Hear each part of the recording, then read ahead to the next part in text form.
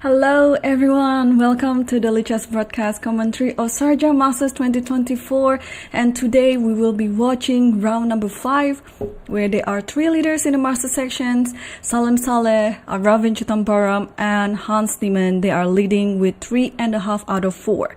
And today on the first board we will be seeing 2 leaders playing against each other. Salim Saleh will be taking on Ravin Chitambaram, and Hans Niemann on board 2 will be playing against Alexei Sarana from Serbia. Without further ado, let's update ourselves on the standings of the master section so far after round number 4. And with 3.5, we have Salim Saleh, Hans Niemann and Ravin. And the 3-pointers are a lot actually. We have Tabatabai, Murzin, Sarana, Muradli Muhammad, Fedosiev and others. So it's going to be very interesting. And also our first seed of the tournament, Arjun Erigaisi from India. He is also on 3 out of 4, just half a point tailing behind the leaders. And today he is also going to play on board 3. So we're going to see him on the live cam against the younger master, Volodar Murzin. And today, as I mentioned, Ravin will be playing against Salim Saleh. We'll be focusing on the top 5 boards because we have the live cameras for the top 5 boards. And board 2, we will have Hans Niemann versus Sarana. And Arjun Erigaisi will be playing on board 3 against Volodar Murzin. And Abhimanyu Puranik will be playing against Tabatabai Amin. And Fedosiev will be playing against Daniel Yufa. So without further ado, let's move on to the first board. This is our leaderboard. So since yesterday, these 3 players have been leading the master sections, and the 3 of them made a draw on round 4. So today it's Aravin's turn to play against Salim Saleh, because yesterday Salim already played against Hans Niemann and they agreed to make a quick draw. So let's take a look the game. Ravin started with d4 and then knight f6, knight f3, g6, g3, bishop g7, bishop g2 and castle and d6. Yeah, we know Salim has been employing a lot of King's Indian type of position as black, and he also played the similar setup against Fedosiev on board on round 3, where he was actually losing. But if you missed the action of round 3, the game between Fedosiev versus Salim Saleh, please do check it out, because that might be the save of the tournament, because black was just losing, but Salim found a really nice save. It's not only a nice save, but it will go down in tactical books for the years to come, because it is such a nice finish. Please do check it out once again, because that is my one favorite game of the tournament so far. And here Ravin played c4, so we still have like a theoretical book type of position. Salim can totally play any sort of ideas here. He can play the c5 variation. He can also put the knight on d7 first, and maybe he will opt to play e5 later. So it's still pretty much out of choices here. So let's move on and then see the next board. It's between Hans Niemann versus Sarana. And I'm just looking at the live camera. One player was missing. Possibly he was just walking around. And let's take a look from the start. So we have here d4, knight f6, c4, e6, knight f3, d5, g3, bishop b4. So after white played g3, white is already signaling that he's going to play the Catalan variation. And bishop b4 is, of course, one of the main lines for black in this position. Bishop d2 and bishop goes to e7. So in a way, it is the classical Catalan approach for black, where you could have actually gone bishop e7 right away. But these days it's also very trendy to play bishop b4 first in order to force your opponent to play bishop d2, and after that we can go bishop e7. There are a few things why players chose to play this variation. One is to eliminate any sort of ideas with knight bd2, and secondly, this also, in some of the Catalan variation, you might actually go for b3 followed by bishop b2. So this kind of eliminate those variations, but also sometimes having the bishop on d2. The current trend these days is you want to put the knight on e4 and have pawn storm on the king side like this, where we've seen some of the games also in the candidates. I think it was Salimova versus Conero. Conero was black and she had like a really great attack, but unfortunately she failed to convert the attack into win. So if my prediction is right, let's take a look at the game. So bishop b4, bishop d2, and then bishop e7, bishop g2, castle. So this is already something like I wouldn't like to see, because in order to get into that type of variation, you kind of like delay your castle. So you might want to start with knight bd7 and perhaps like queen c2, because this knight bd7 also threatens taking on c4 followed by knight b6. So black is trying to just take the free pawn, and he will follow up with knight b6 and just protect the pawn, and then cling into the extra pawn. So here after queen c2, then now knight e4 followed by f5, and then sometimes it's h5, g5, h4, and things like that. I mean, it is an interesting setup for black totally, if you are always into some attacking or aggressive lines. So this is actually one of the variations that I would like to recommend, especially against Catalan, because we know in Catalan white will be kind of like dominating, white will be deciding the course of the game. But with this approach, you know, it's a 3-result game. You're attacking, you like what you want, and it will guarantee you for enjoying the game, of course. So, but unfortunately it didn't happen because black already castles, so we'll not see that type of attack again. So castle, knight bd7, queen c2, and c6. So Sharjah just transposed everything into pretty much a classical approach where you play a very, very slow and quiet move. So here we have the move a4 on the board.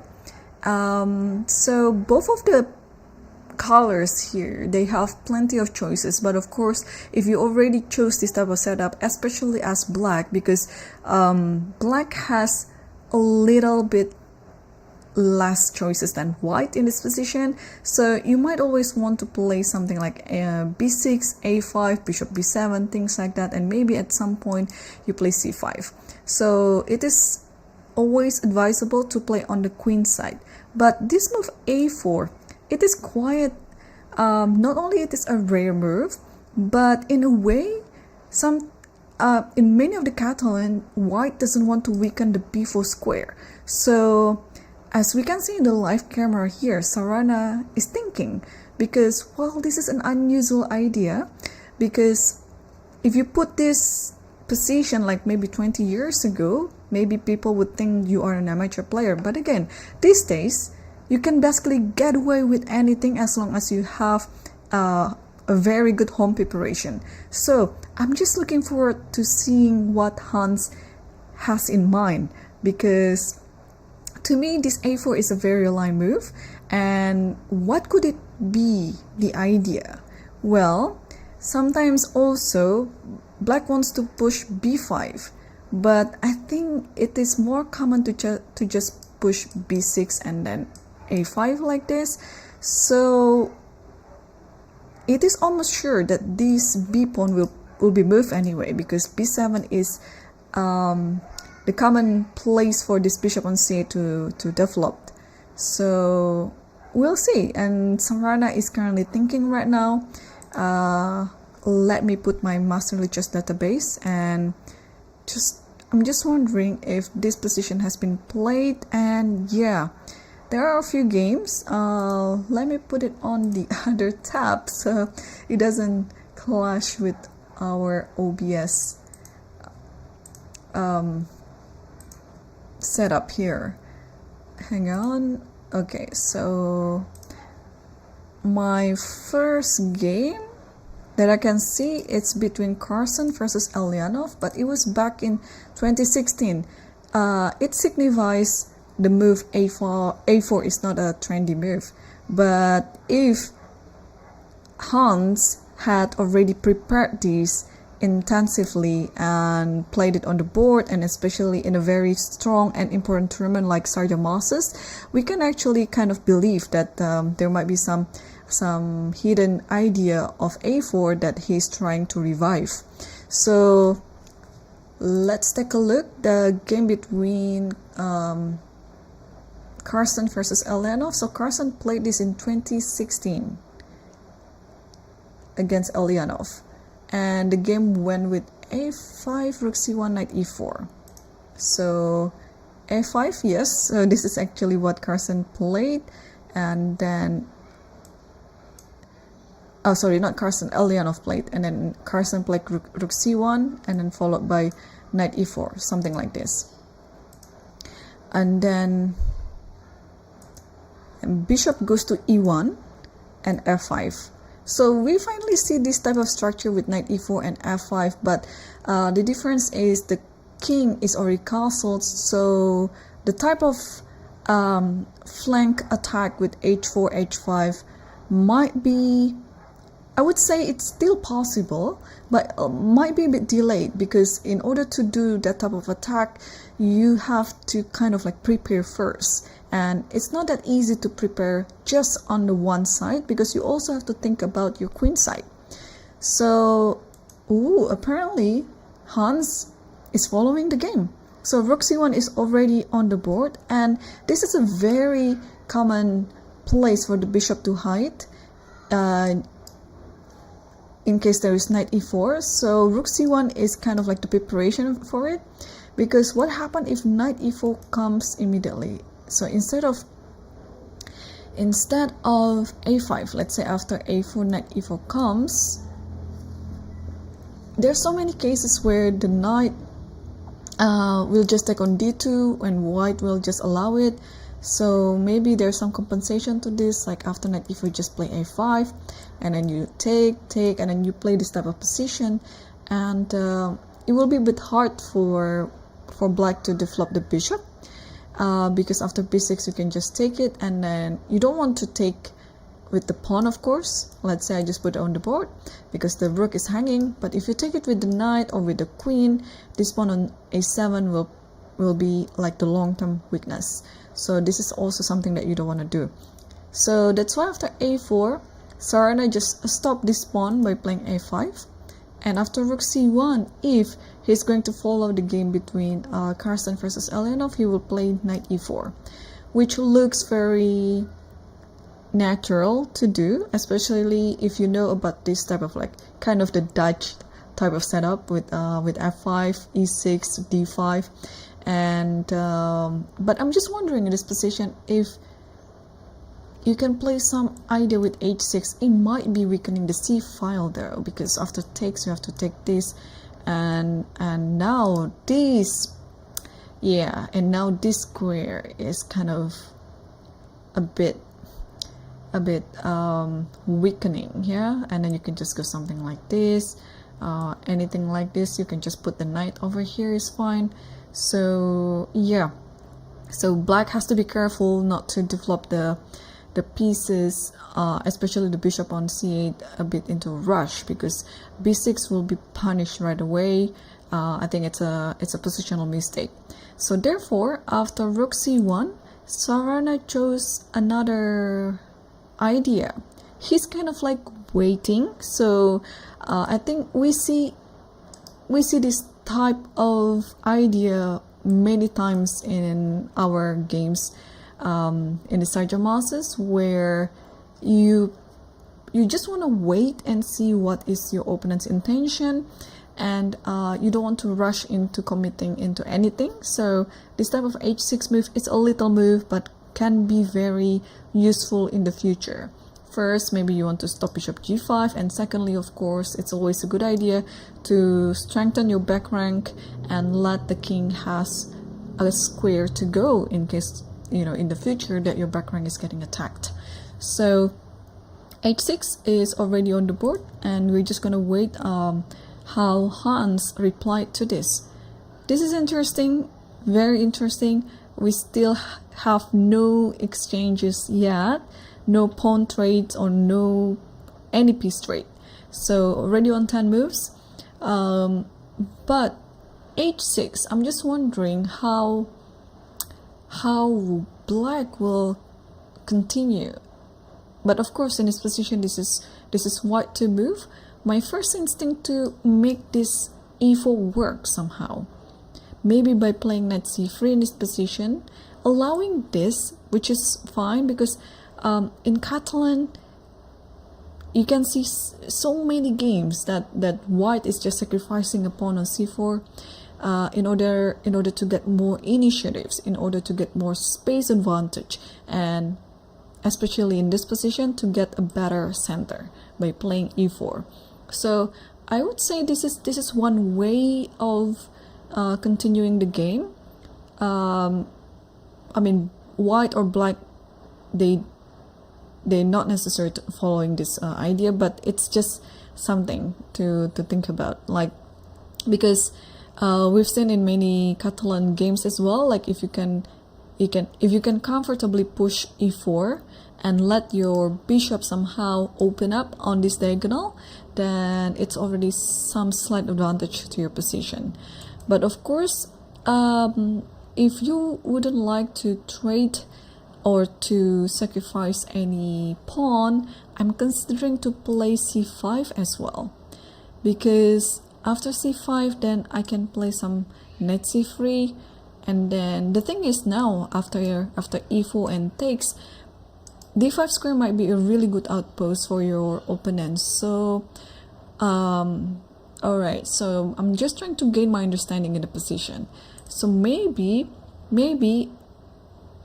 to combine both ideas, that I'd like to push e4, but I don't like to sacrifice by not pushing this pawn, I can actually play a little move like b3.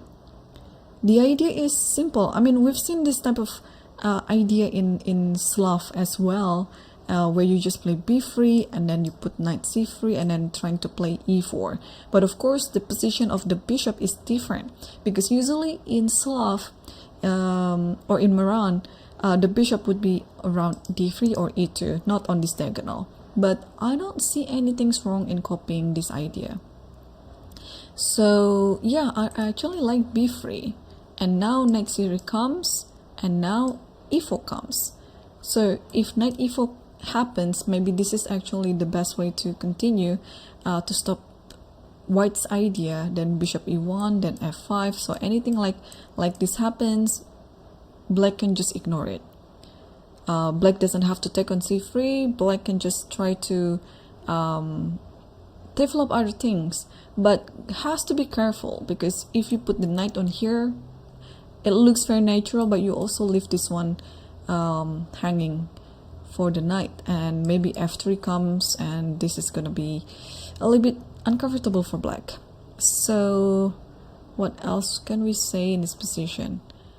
Maybe b3 is a little bit too slow as well, but what else? Yeah, what can we do in this position?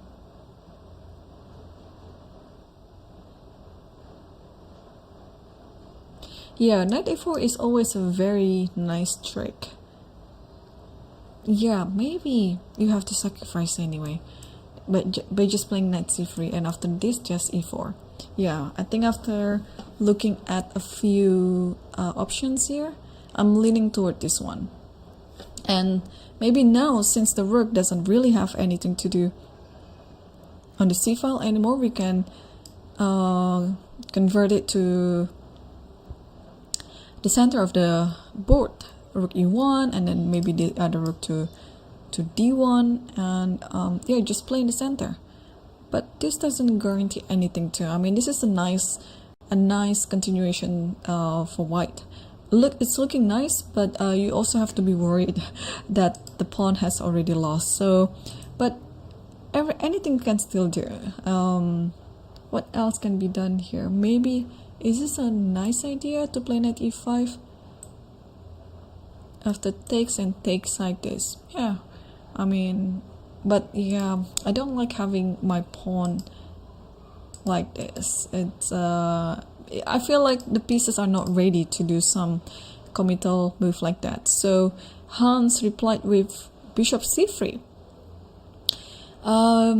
It's a very interesting idea. So what he wants to do is to put the knight on d2. This is how the knight gets out, and then maybe prepare for e4. So if you take it right away, that's it. The knight goes to d2. Not only that it's a developing move, but also it's attacking c4. And when you are so fixated on this pawn by playing knight b6, let's say, and this knight doesn't have anything to do apart from protecting the pawn on c4, and here we can try to attack the center by playing e4. That is actually a very nice idea. Yeah, I didn't think about it, but now the more I like it, the more I see it, the more I like it. So yeah, this is nice.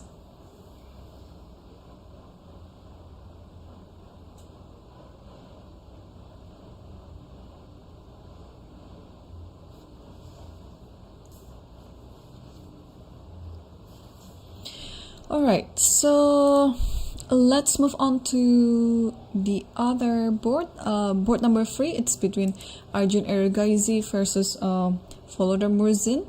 And let's take a look at the opening. d4, d4, c4, e6, knight f3, knight f6, and knight c3. Bishop e7, so we're looking at the normal Queen's Gambit decline. No longer decline, Queen's Gambit exchange, and then takes, and bishop f4, castle, e3, c5, and d takes c5. So yeah, this IQP has also been a theme in many good tournaments, because it's definitely a very playable strategy for both sides. I mean, you can totally play with or to play against. It's just depending on the type of positions that you like. And here, by playing c5, Murzin is offering to have an IQP, which was accepted by Arjun.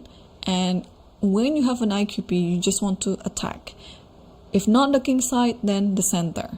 And you will try as much as you can to prevent all sort of trades. But as white, since you're playing against IQP, on the contrary, you'd like to trade as many pieces as you can. And also, yeah, you just pretty much have to stop this pawn, the IQP, to move and then get exchanged with one of your pawns. So this c5 is already on the board, and Murzin is thinking. So I've noticed from a few games of his that he's spending lots of time in the opening, and also the transition from the opening to the middle game, and also sometimes in the middle game itself. He could get away with Tabatabai when he did it. He was actually better, but then the game turns out to be a bit better for Tabatabai, and in the end they settled for draw, because the end game was, it was quite drawish. So now I'm just wondering what he might be thinking. The normal move like bishop takes c5, there's something that he didn't like, otherwise he would have done that immediately, or he just moved something. Did he take on c5? Yeah, he did. He actually took on c5. And now white has just to finish the development, and with this bishop, castle, put the rook on c1. I don't know in which order, but I believe those 3 moves will be played anyway. Maybe, yeah, it's bishop e2 here. Maybe it's the common reply to the position, followed by castle, and then something like rook c1, then a3, things like this. But also, what can you do? I was thinking maybe bishop d3 is also possible, or even After this rook c1 immediately if you want to start attacking. Alright, so from the live camera, Arjun is not on the chair yet, so we can switch to the other board while waiting for Arjun to come back and then play his move. And speaking about Tabatabai, yesterday he had such an heartbroken game. He played against one of the leaders, Aravin, and Tabatabai was so much winning again. I think he was like +5 or +6 in the position, but he made consecutive errors in the critical positions in the end game. And when he did that, Aravin quickly consolidated his position and managed to get some counterplay, and the game ended with a draw in the end. So today he's playing against another Indian Grandmaster, Puranik Abhimanyu. And yeah, Puranik is also a very strong player, of course. On round 2 he defeated Parham Maksudlu. And yesterday, I know what happened, but now I forgot. Puranik yesterday played somebody strong as well. Let me check it. And he played against Shem Shankland. Yeah, that was such a, how to say, it was an interesting game. I thought Shankland had it in his hand, but it slipped away, and Puranik managed to equalize everything. And when they agreed to a draw, he actually was a pawn up, but the end game is just drawn. So yeah, it was quite a fighting draw against some Shankland against Puranik yesterday. And today Puranik played against Tabatabai, and let's see what happened since the start. E4, E5, knight F2, knight C6, bishop C4, knight F6, and D3. I don't know, will I see knight G5 happening in this tournament or not, because it will be very interesting if it happens. Most of the players, they resort back to the normal Italian position by playing 4th move D3 and bishop C5 castle, D6, C3, A5, and knight BD2 castle, and H3, bishop A7, rook E1, bishop E6, bishop B5. Everything is pretty much in the theory. Knight E7, and then you transpose your knight to this way. This is a very thematic idea in Italian for both colors, that you want to maneuver your knight to E7, G6 in order to attack F4. And so is White. White was planning to play the same idea with knight BD2, knight F1, and knight G3 in order to attack F5. And here C6 was played, bishop A4, and D5. So usually this bishop will come back to this diagonal, and almost like a symmetrical idea with this bishop on A7 attacking F2.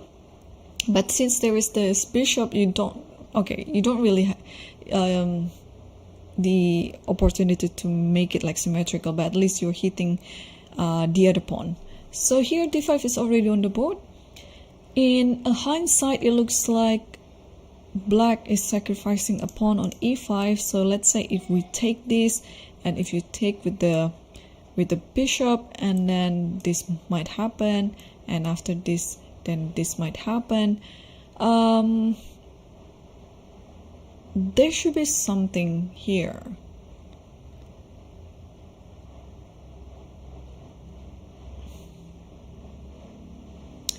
Yeah, so if anything like this, if anything like this, and maybe just D4, something like that. I'm sure there's enough compensation to this, but we don't have to take it with the bishop. We can also take it with the knight, because then if you're attacking with the knight, then you're allowing queen F6 to happen. So if takes this one, takes this one, takes this one. So this is a very common theme in the Italian, when you are sacrificing the pawn on E5, but in exchange there is this one, and after this, queen F6, and then you can say goodbye to your rook, and White will lose in exchange. So yeah, so it's the type of position where, again, it looks like black is sacrificing a pawn, but it's never a sacrifice. In fact, yeah, this is a very common thing that everyone who's playing Italian should know about it, because it's useful. It's useful to know this type of pattern. So this typical pattern can always arise in the Italian. Whether or not it's being played, it's a different story, but you just have to know.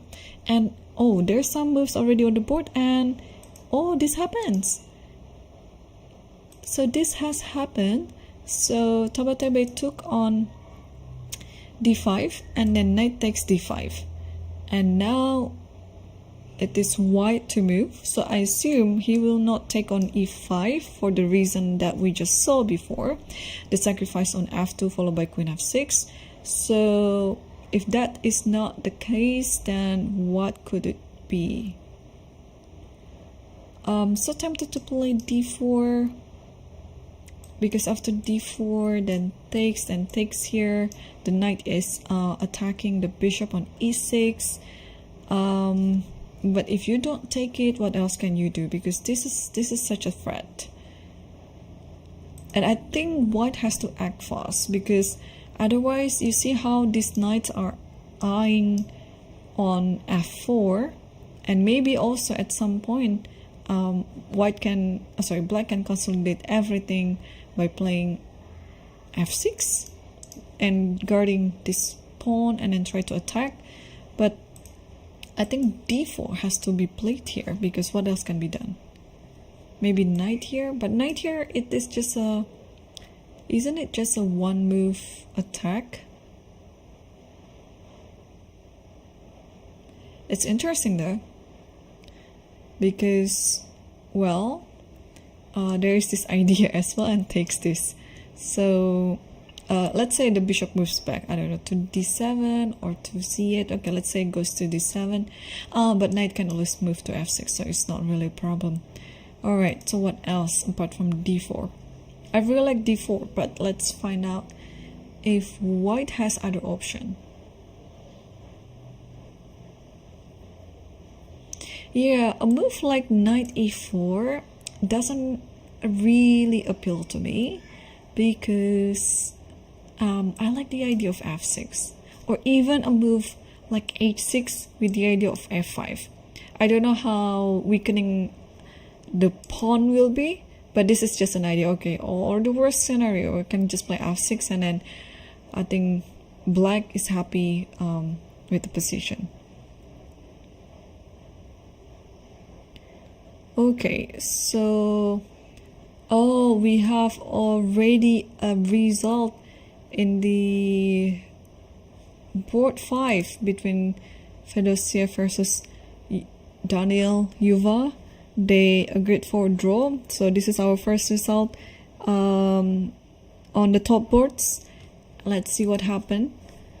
E4 c5. It started out as a Sicilian though, and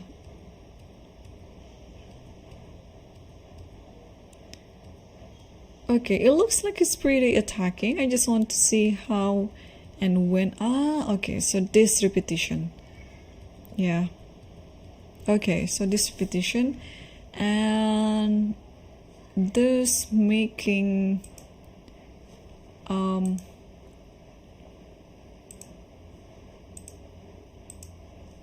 those making both players with 3.5.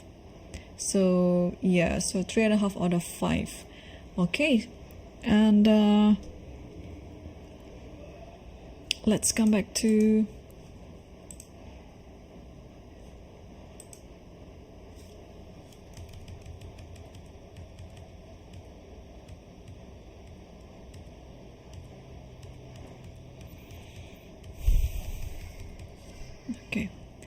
let's come back to the top boards. The first board again.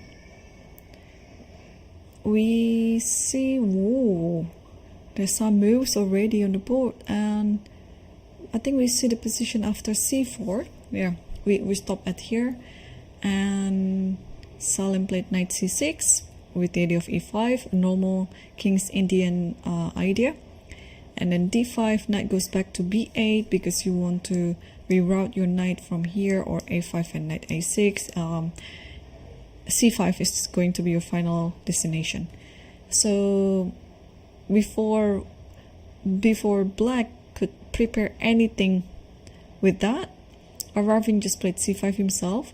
So it's not a sacrifice, because after you take this, there's this one, and then after you take this, I believe it's just, there is a very nice compensation here. Oh, okay, let me,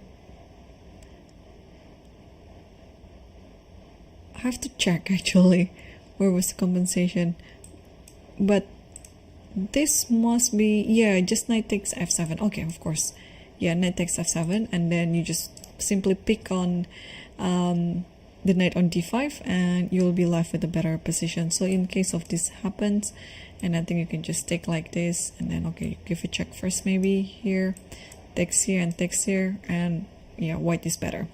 So that's why after c5 you don't want to take it. Knight a6 is there, and it forces the pawn on c5 to take on d6, takes on d6, and knight d2, knight e8, knight c4, and f5. And in this position, Arvin played a4. So this looks like we'll see a very nice game, like a nice attacking game, because I think it's for sure that black will try to attack on the king side, and white will try to create some counterplay on the queen side. And a4 is there, mainly I guess to stop anything to do with b5, but also if now the knight goes to c5, unfortunately there might be b4 happens. So this is not really a nice move. Yeah, yeah, unfortunately after c5 in this position, knight a6 is played immediately, because otherwise if white could cement everything on the c5 square, then it's gonna be hard. Because usually you'd like to play a5 first and then followed by knight a6. One idea is to help the knight on c5 later so that there's no more b4, but that, okay, the game has already played like this, knight a6 and takes, and knight d2 and knight e8, yeah, and then a4. So you don't have this a5 anymore, and you don't really have time to do it promptly. Okay, but additionally, black will also have a very nice diagonal. Like for example, if e4 comes, then the bishop will be out, but black has to be careful. Whenever there is something like e4 like this, it's also very thematic to play f3. Try to disrupt this type of pawn structure. So even though this is like a nice idea, but you should just put it at the back of your mind in case there's a good time to do it. But for now, I think the most urgent matter for black to do is to complete the development. I would dream to have the rook on c8, so maybe in this position I would just play bishop d7. I'm not too sure how I feel about knight b5, because I think this is also what white has in mind by playing a4 to create this move. And now d6 is under attack, and you cannot really play rook c8 because, okay, you can just take on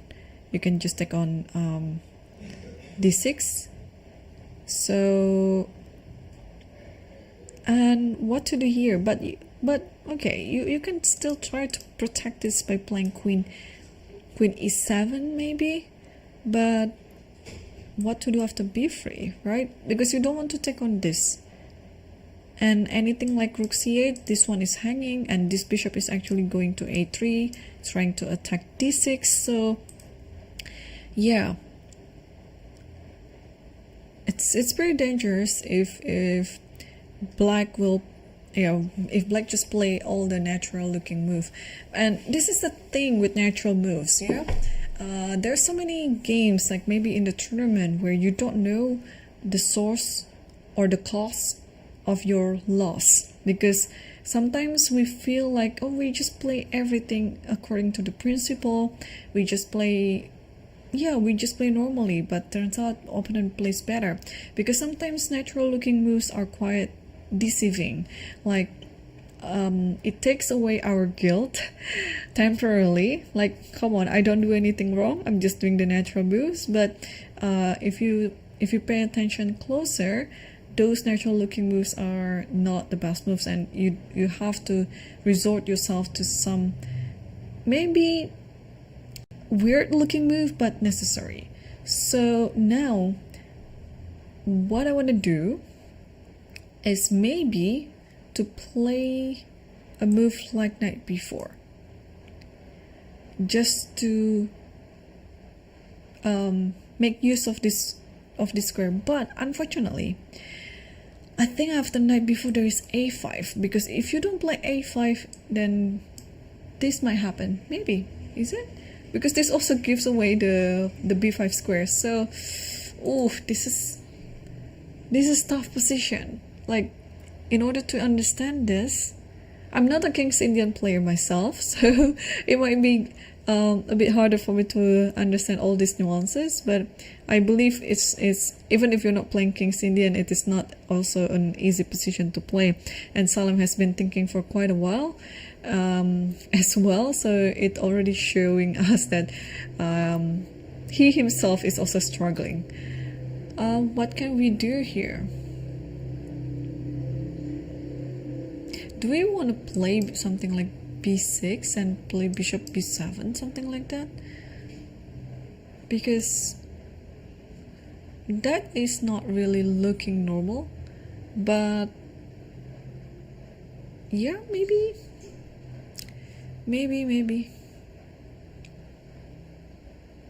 And then bishop goes to b7, and maybe this knight can go back to c7. Yeah, Salim has to figure everything out, because I think this is one of the critical moment in the position where he has to determine which setup or strategy that he's going to play. I don't think he can make some little waiting move like king h8, for example, because I think he has to act fast, especially on the queen side like this. a4 already signifies that white is already starting to attack, and black has only two options here, whether to defend the queen side. I mean, the next move is the defending move for the queen side, or already like the start of the attack on the king side. And I think pretty much for the whole course of the game, black has just to decide between the two options: defending queen side or attacking king side. So Salim hasn't moved yet, and I believe he's still 0-0-0. Let's see what is the computer evaluation. Oh, okay, white is slightly better, and it actually suggests bishop d7. So I was wondering what happened after knight here. Queen e7, yes, and then b3. What about b3 here? B3, then just e4. Let's say I move my rooks elsewhere, not a3. I don't know, a2, there's knight b4. Okay, maybe b1. And then just takes this, and knight goes to c7 and attacking this one. Okay. So therefore, after queen e7, e4 is a must to stop anything to do with this. But then after f4, now just go b4. And this is not hanging because bishop a3, a5, and I think you just take it. You don't even have to take it. You can just sacrifice that pawn temporarily and then get this position. But what happened if I just play b3 without sacrificing anything? Yeah, this is also good for white. h5 and then bishop a3. I just want to attack this pawn. And then you have to takes, and then still knight goes to a7, and white still stands slightly better. Yeah, so even though, yeah, bishop d7, that's what the computer suggests, but even after we played out all the natural looking moves for white, and then for black, white still stands better. So I can actually feel the struggle here that Salem might be experiencing right now. So let's come back to the position.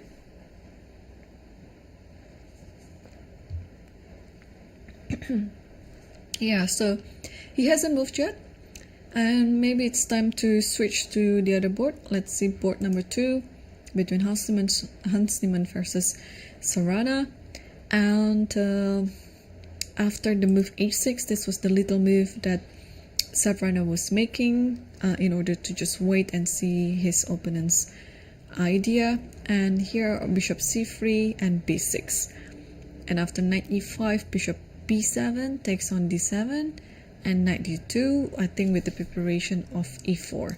So in this position, Sarana played b5. So this is actually a very thematic response as well, because black knows and understands that e4 will be coming soon, and if white can comfortably play e4 without any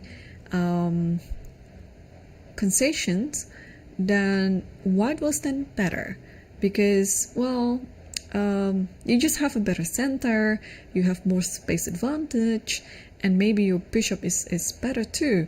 So in order to make e4 a little bit uncomfortable, black played b5, so that white's attention is kind of divided right now. And if you take on b5, how do you take it, by the way? Let's say with the a. Maybe this is interesting. Unfortunately, usually in this type of position, you would like to go c5. But again, unfortunately, the position of bishop on c3 is not on your favor, because after this b4, then you will lose the bishop. But yeah, there's always some exception to many of the thematic responses. So I like this b5 move. It's very principled. You just want to making some counterplay on the other side of the board. Well, white is going to play in the center, black is gonna try to disturb it from the queen side. So now an immediate threat would be b4. So what to do about it? If you take twice, let's say, and takes this, and I think black can just safely take this, and then black shouldn't have any problem in this position, because now, even though e4 is possible, but it's not going to be as strong as before. So you can just simply take everything, and then again in the end game, what we have left is the IQP, and with the number of reduced pieces on the board, it's just going to be on black's advantage. Although maybe this is still equal, but I still prefer black in this position. Yes, b5. What else can we say about it? If you want to try to get away, let's say takes with this pawn, and take with this pawn, and maybe play knight here. But this is better for black, of course. Like after b4, let's say bishop here, rook comes, everything comes.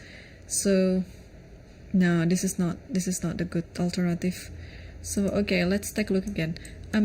Maybe this is actually the best scenario. And after this position, maybe play bishop f1 with the preparation of e4 now. The queen might have to move. Let's say, where does the queen move? And now the knight can jump to b3. And maybe you can try to attack on a5 pawn. That's possible as well.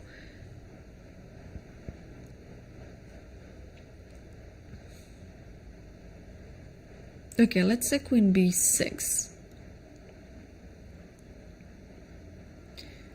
Yeah, but black has no problem at all. Black has no problem at all. Like after this, maybe I'm considering a4, but also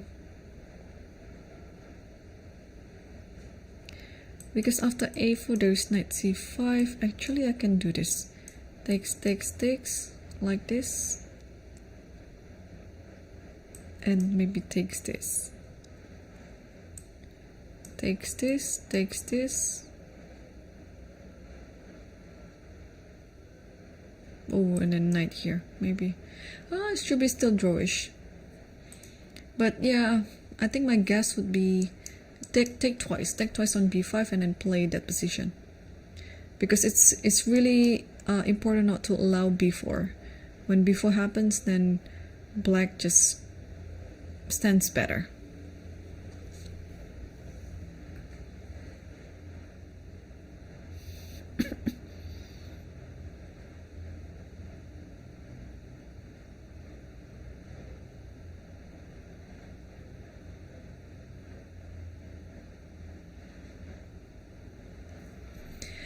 Okay,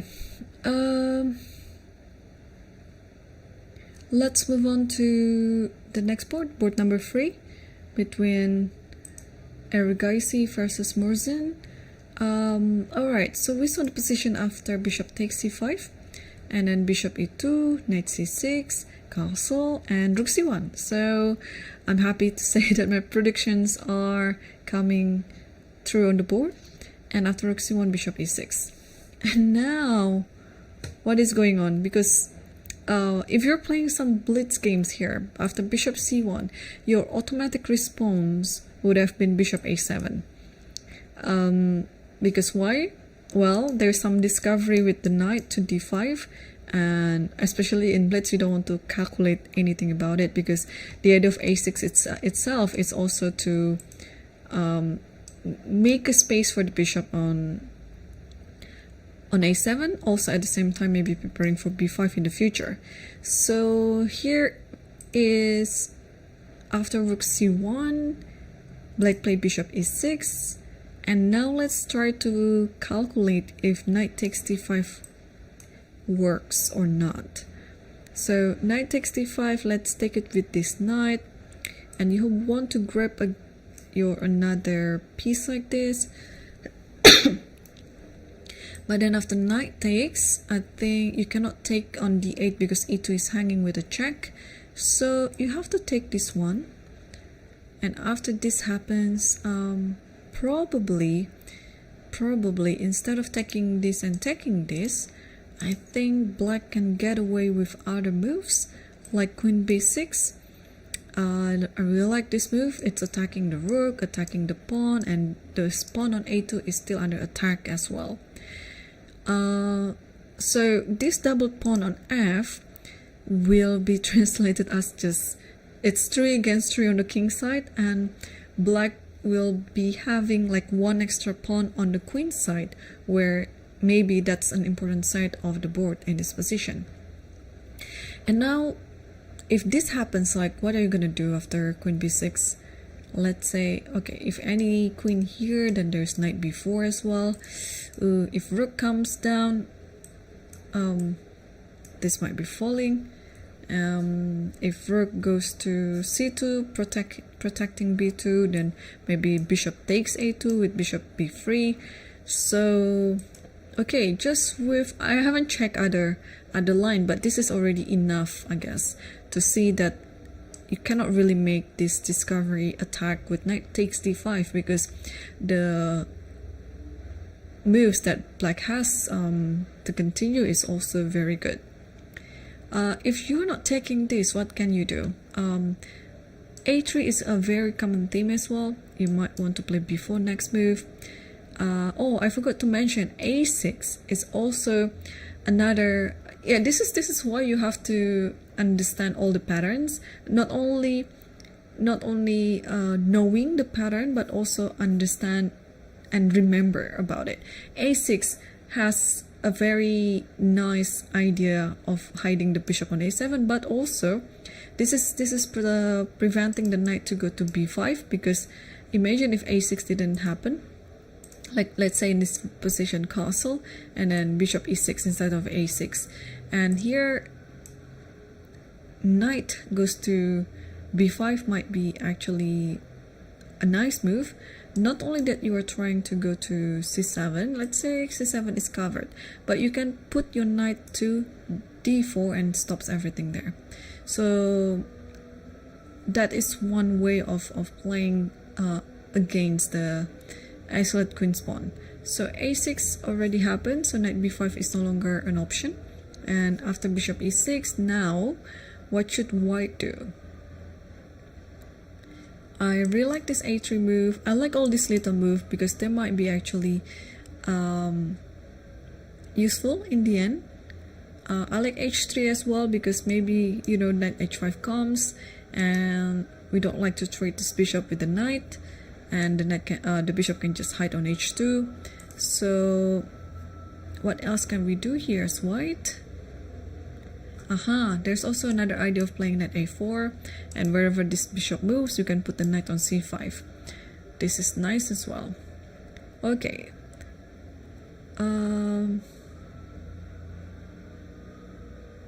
so yeah, Arjun is still thinking. Now it's his, yeah, everything has to be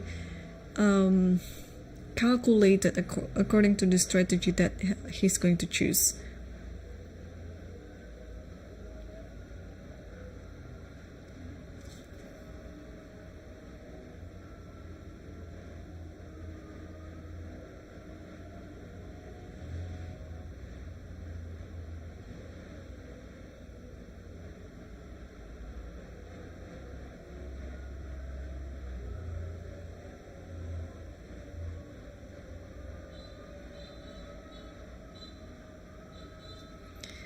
Okay, so let's get on to the other board between Puranic versus Tabatabai.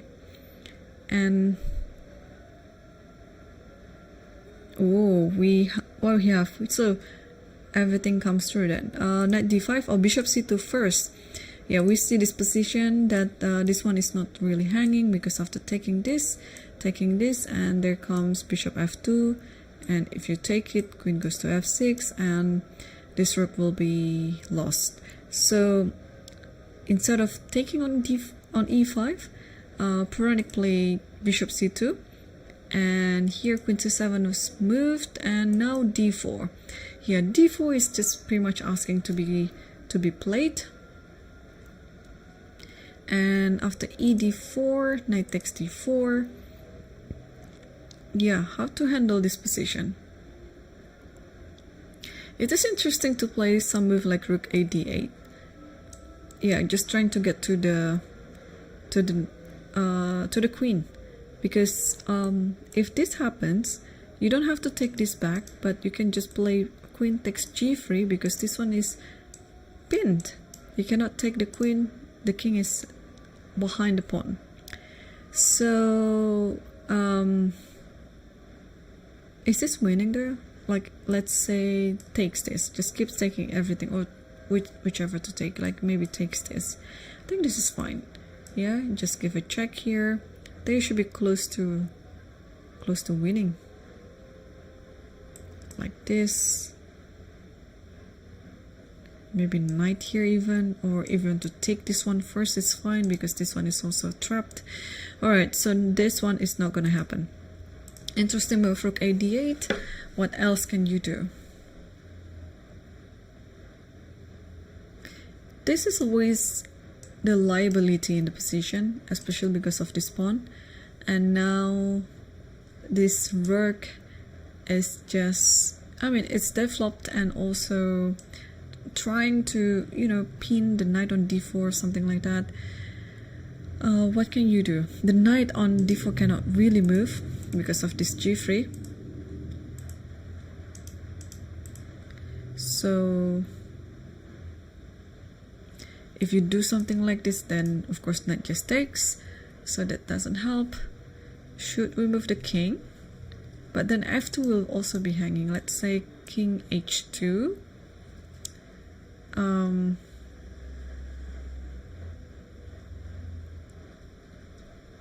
King h2, and maybe now is just the perfect time to play bishop c8. You keep the bishop, and at the same time your rook is now on d8, not on a8. So this could be, I think this could be the nice continuation. Yeah, rook a d8, why not?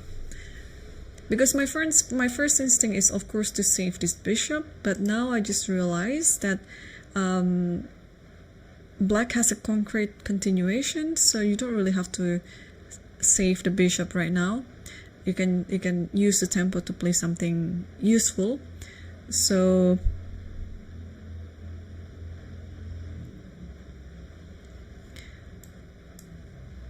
yeah, so rook a d8 and that's it. Bishop c8. I really like this idea now. What else can be done here after rook a d8? The thing is, after queen h5, you know, this knight can just move back to f6 and black should be fine. What else?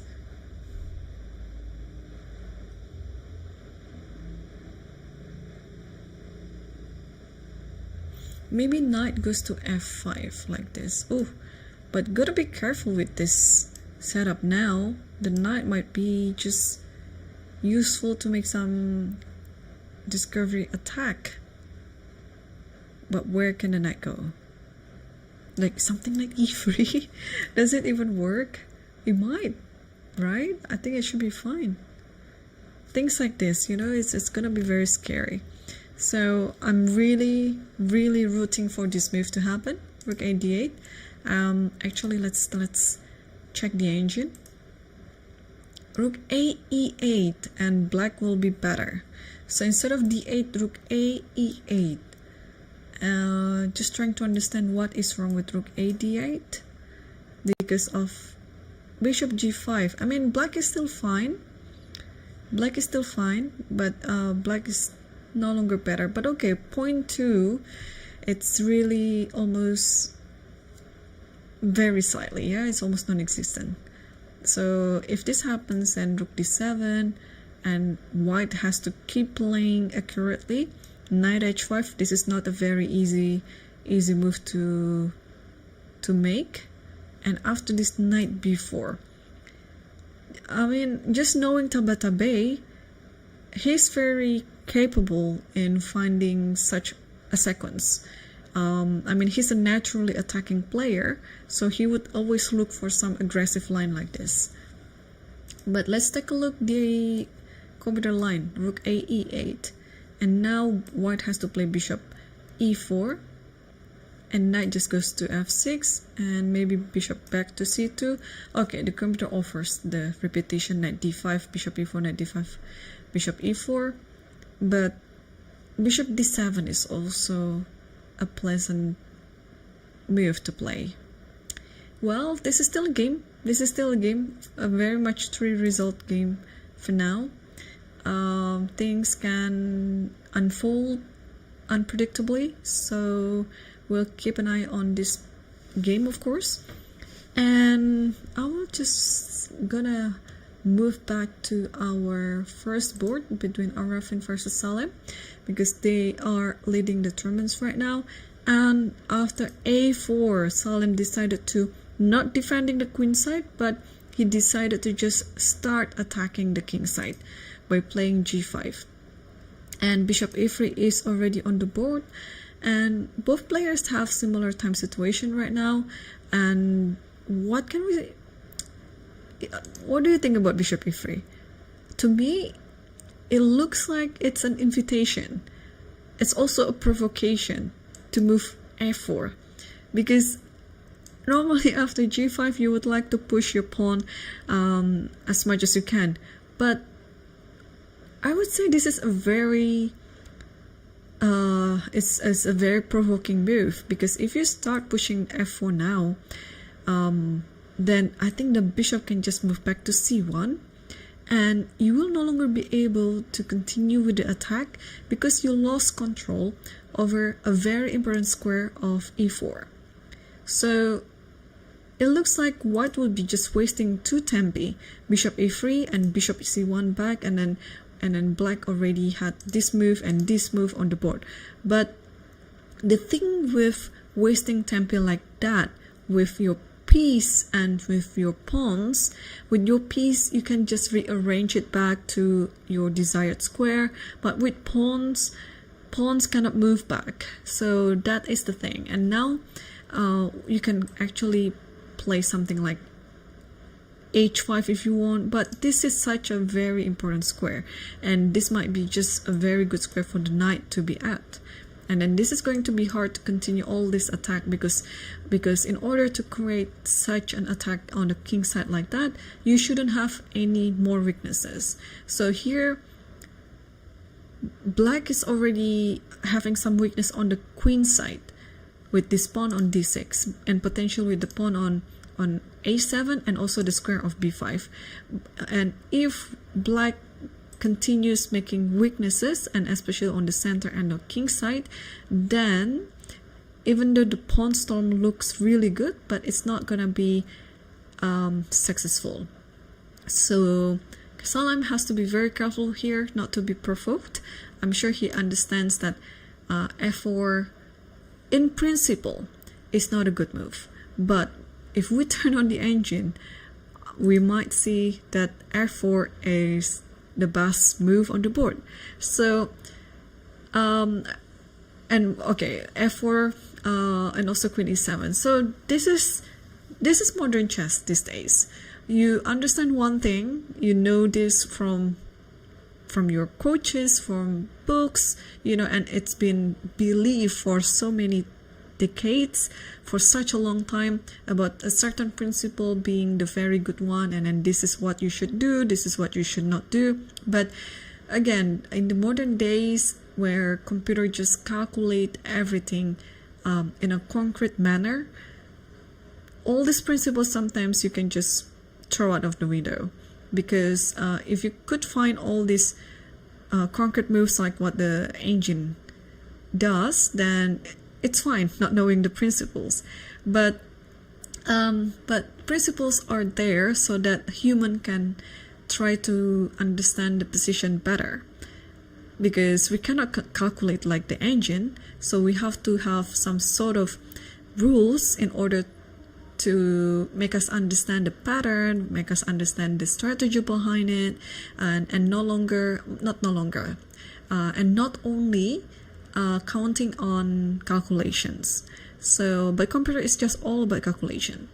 So now if f4 happens, it's fine. If f4 doesn't happen, it's also fine. Yeah, back in the day you wouldn't like to get provoked because e4 is going to be very weak for black, but if you calculate everything, f4 is totally fine as well. So if f4 happens, bishop d2, and then how do you continue this? Queen e7. Okay, I don't even understand why queen e7 was moved, but then after knight e4 we can see also that white is still better. It's 0.6. It's something. It is significant but not that big. So here let's move g4 and try to continue with the attack. Rook c1. I mean, still white is still better. So you can of course continue playing this. I mean, it's just maybe a position that you'd like, you know, instead of just defending on the queen side, you'd like to be consistent and try to attack on the king side. Let's say you play bishop f4 in this position. Now everything looks, from human perspective, everything looks fine for black, but again, this weakness on e4 will stand as a permanent weakness that until the end of the game, I guess white will try to exploit this weakness. So it's just a matter of taste right now, how and what Salem will play in this position as black. If he already commits playing g5 and he doesn't want to play on the queen side, I mean kind of like playing one or two defending move on the queen side, then he can actually be consistent to play all these type of moves. I think he would have loved it if somehow this knight on a6 maneuvered to g6 in like 2 moves or something, but of course it's gonna be hard to find the best way to get to g6, because I think we can agree on this one that black would like to have as many pieces as possible on the king side in order to attack. But yes, another tough and another critical position again now for Salem. White is just very comfortable right now. White can just play all this developing move. I mean, bishop e3 is of course not the forcing move to play as white. I think white can also play other moves like maybe queen b3 or queen c2, or any move like e4 is always an idea, but of course after e4 there is f4. But yeah, the move bishop e3 is looking really nice. It shows your opponent, I'm not afraid of your pawn storm, and I actually invite you to attack me, but then you will be left with a forever weakness on e4. So yeah, it's gonna take some time to understand the whole position, of course, while it is looking very comfortable for white. So let's move on to the next board between Hans Niemann and Sarana. So after b5 here, Hans is still thinking, surprisingly, because he normally plays very fast, and I'm just wondering what he's trying to get out of this position. Oh, maybe I forgot to also mention that after a, b, c, b, you can take on a5 like this, but what make of this position? Like if you just simply take on c4 with either of the pawns, I think black is just better. Even taking with this pawn, allowing this trade like this, I think this is fine for black. And even if you don't want to trade anything like that and then just consolidate your position with this, it's also totally fine. Okay, but we have some moves. So he took twice. Yes, so this is what I predicted. I don't see anything better than taking twice. This is what I had in mind as well. And after taking twice, queen takes b5, and you're just gonna play this position. Yeah, so I think this is the best approach for both sides. You cannot afford of having the pawn move to b4, so you have to take twice on b5. And now, what might be on his mind after queen takes b5? So e2 is currently hanging. I like to play bishop f1 in this position, but I also like to play knight b3, because after knight b3, let's say a4, then I can jump my knight to c5, and if you takes this, takes, and maybe takes this, and you have to take this, takes, and after taking this pawn might be lost. But how do we get it? Maybe rook here first, and after rook here, I might be a bit too ambitious about this. Alright, let me redo it. So knight b3 and a4. Oh, this is nice. What do you think? Knight a5. Because after you take, and here comes the blow. Queen c7. It's attacking the bishops and attacking the queen as well. If you take my queen, then there will be this one. And still it's attacking the bishops, and and then white will be better. Ooh, this is interesting. Okay, knight b3.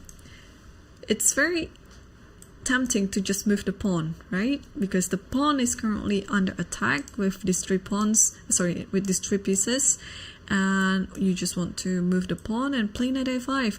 This knight cannot be taken, but this bishop is currently under attack, and also not to mention that this one is now under attack. If you move the bishop, where to move the bishop? It's not easy. Let's say like this. Okay, this is going to be yours. So bishop f1 first, and now any sort of e3 idea will happen, and this one is gonna be taken in some moves. But what would be the defending move after knight b3? So instead of a4, let's say black played, okay, if black played bishop d8 trying to defend the pawn, then this might happen. Knight c5, and then white can be quite comfortable in this position because the knight stands very strongly on c5. Everything is under control, and this bishop is not really a good bishop. All right, now I like knight b3,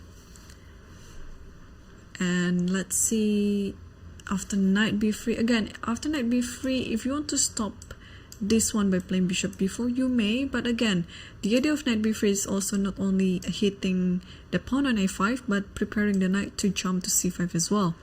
So maybe taking this, and however you take it, the knight can jump to c5, and I think this position is better for white. I'm almost sure he's gonna play knight b3. He's double checking everything though, but yeah, other alternatives are not so looking appetizing.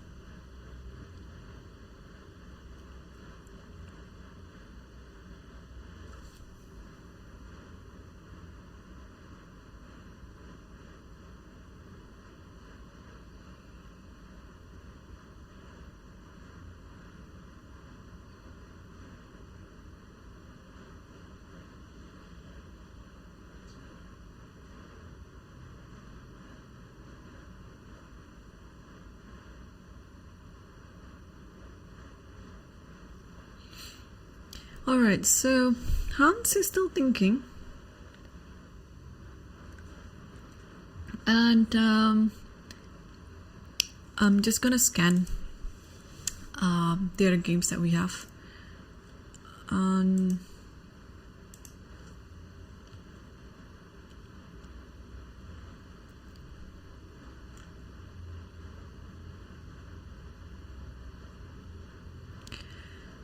So we have a battle of two young players, Royal Suras and Nihal Sarin on board 10. That's also interesting. And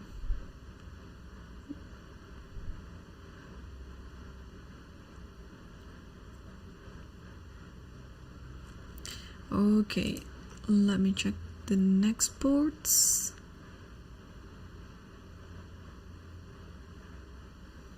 Oh, we have a draw on the game between Hans Niemann versus Sorana. So, who offered the draw? I forgot to see the live cam. Yeah. Alright, so the draw offer, whoever is offering the draw, is totally out of my prediction. I thought the game would have been continued, but nope. So let's check this knight b3. Bishop f1 is a nice move, and knight b3 is also fine, but after a4, can I play knight a5 here? I cannot. Wow, so after this and queen c7, what's wrong? Just, of course, queen b4. It's protecting both, it's protecting both of the bishops, yeah, and the queen cannot be attacked. Yes, all right. So that's actually a very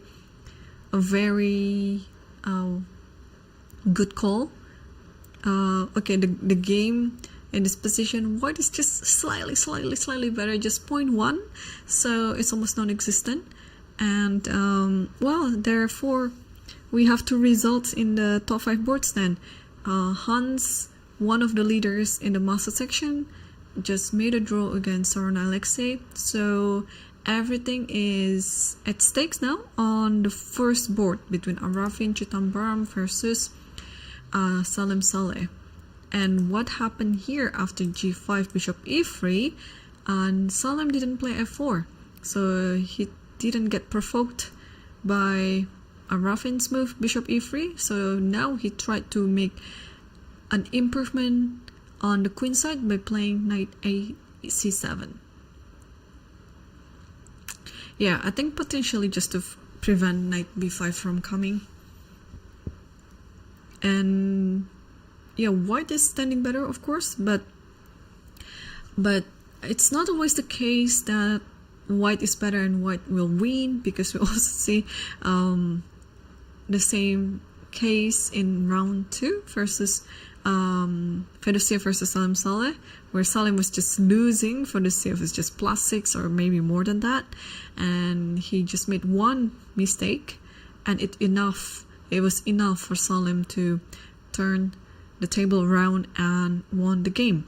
So yeah, in this type of tournament, when there are so many strong players, you literally have to play a perfect chess from start to finish in order to win the game.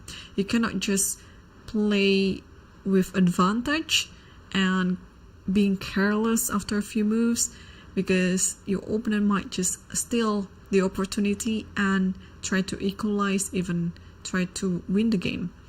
And here, even though white is better, of course, in this position, but Salim will not give in, and he will not make it easy for white to win the game. So we will see quite a battle here. But after knight a7, what to do as white in this position? I don't know whether it is time to play rook c1 or anything to do with this rook, so that you can play a move like b4 later. Because if you play it now, maybe e4 and f4 first, followed by e4 is a nice idea. But again, this move, knight c7, even though it is protecting b5 square, but it is almost have no future.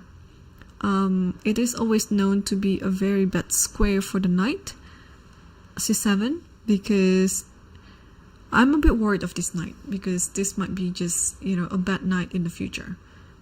It is, to start with, it is not a good knight now.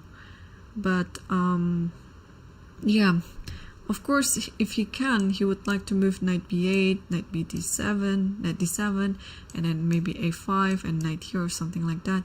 But, okay, maybe the idea of this knight as well is to slowly move like bishop g5, knight g7, knight e8, something like that, because it cannot be forever be here all the time. What to do as white in this position? Like maybe a move like a5 is also fine to stop anything with b6. And maybe after a5, then maybe like h5, things like that, where we stick to the original intentions of both sides, that white will try to play on the queen side and black will try to play on the king side. Okay, let's move on to board 3, Erigaisi versus Murzin. And here, after rook c1, bishop e6, Arjun played knight e5 and d4. So this is also another way of playing with IQP, or isolated queen pawn, that you'd like to trade your IQP with your opponent's pawn, so that you no longer have the weakness. So is it now the time? Because it looks like black's pieces are quite loose on c5, c6, and this rook seems to be ready to attack and potentially win some material in the end. So okay, let's just play some move. Let's say takes this, and then play knight a4. Where does this bishop go? a7.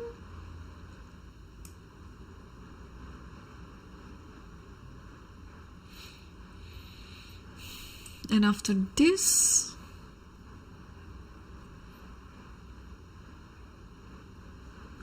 maybe you can take this one first, after taking everything like this.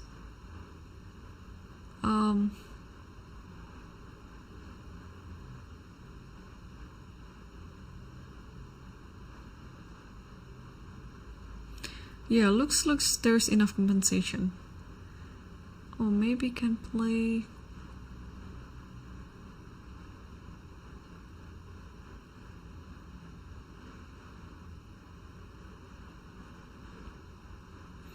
what can we play here? Taking on a2 immediately, or queen e8. What else? or even queen d5, knight d5 as well. Yeah, I think even like knight d5 is fine. No, this should be drawn. Like maybe like this takes and then takes this. Yeah, in the long run maybe it's drawn. I'm not probably I'm not playing the best move for both sides, but okay, let's take a look again. Takes this, and I really like these knight moves just to get my rook active to c6. And let's say after this and take with the pawn.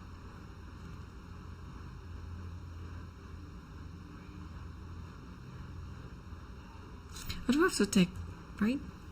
I can play, oh, I can play knight d5 here. Yeah, this is the move. I'm attacking this, and you cannot take this because your bishop is hanging. Okay, so yeah, this is the thing with young players. They just calculate everything. And what do we have? Knight a4. So instead of taking on c6, Arjun decided to play knight a4 first, and he's gonna see where this bishop will move, and then he will decide on whether to take on c6 or not.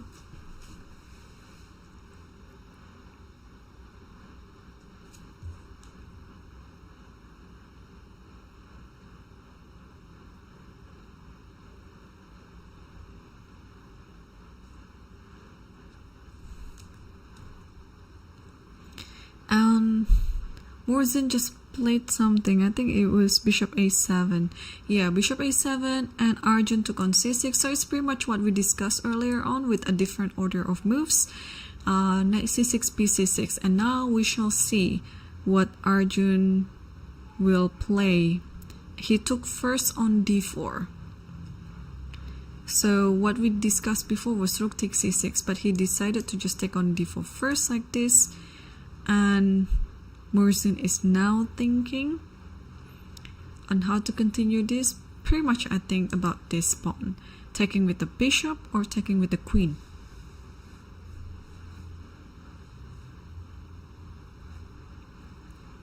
If taking with the queen,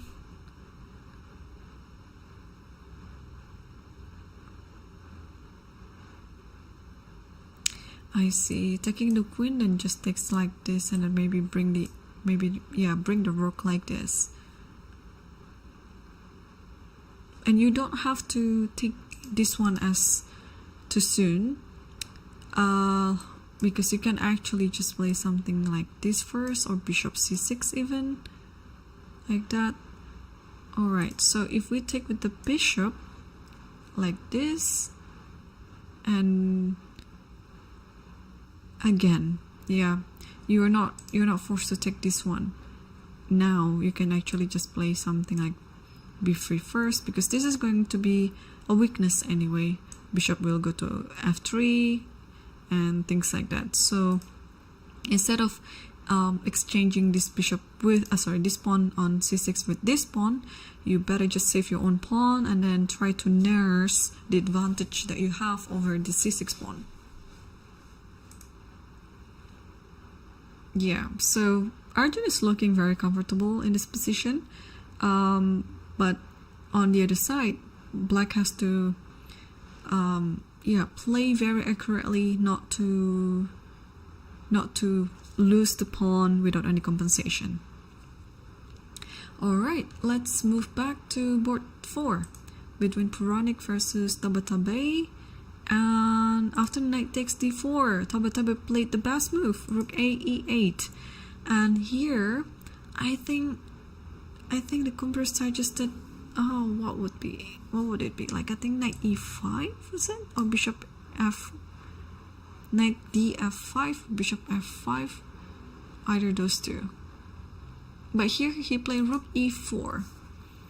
I'm not too sure how I feel about this move, but this might be just fine. Wow. So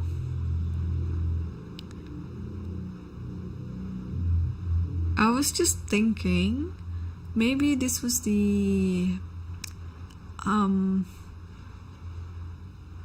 how to say, like the preparation to play queen d3 followed by rook h4, because in this position you can argue that, oh, let's play queen d3 immediately, it looks good, right? And now you cannot play anything like knight f4 or this knight because you can just take it.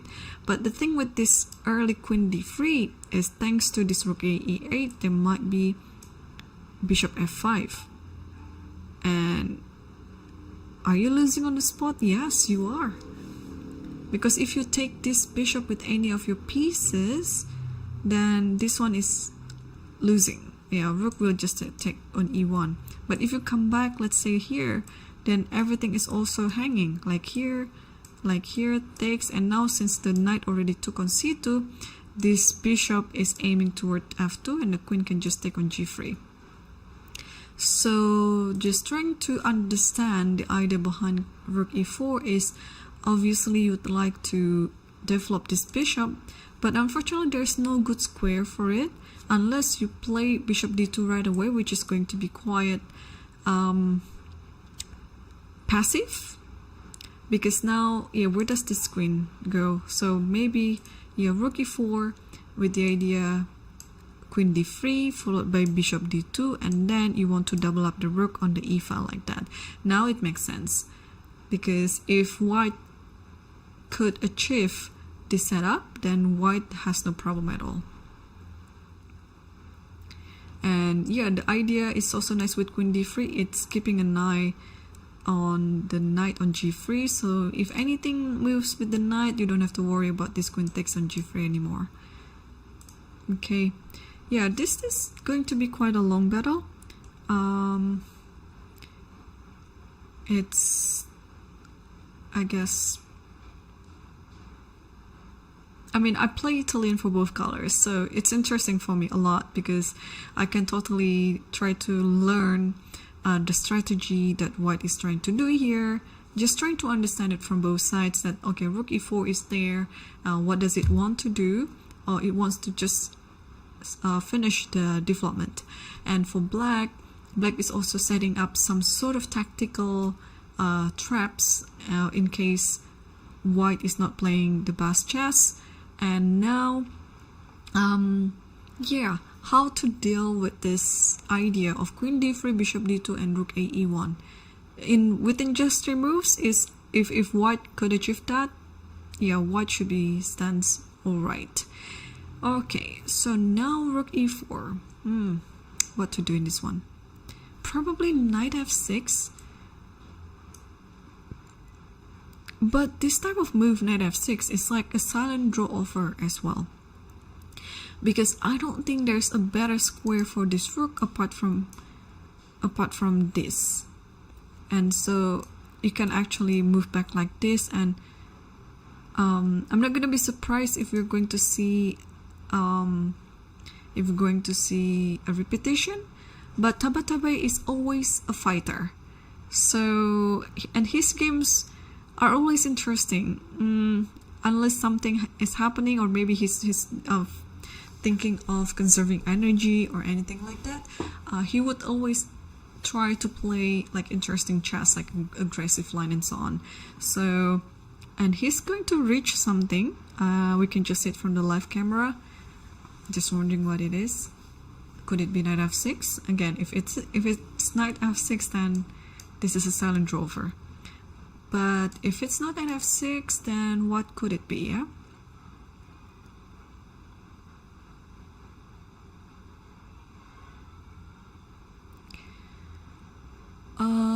I'm not too sure.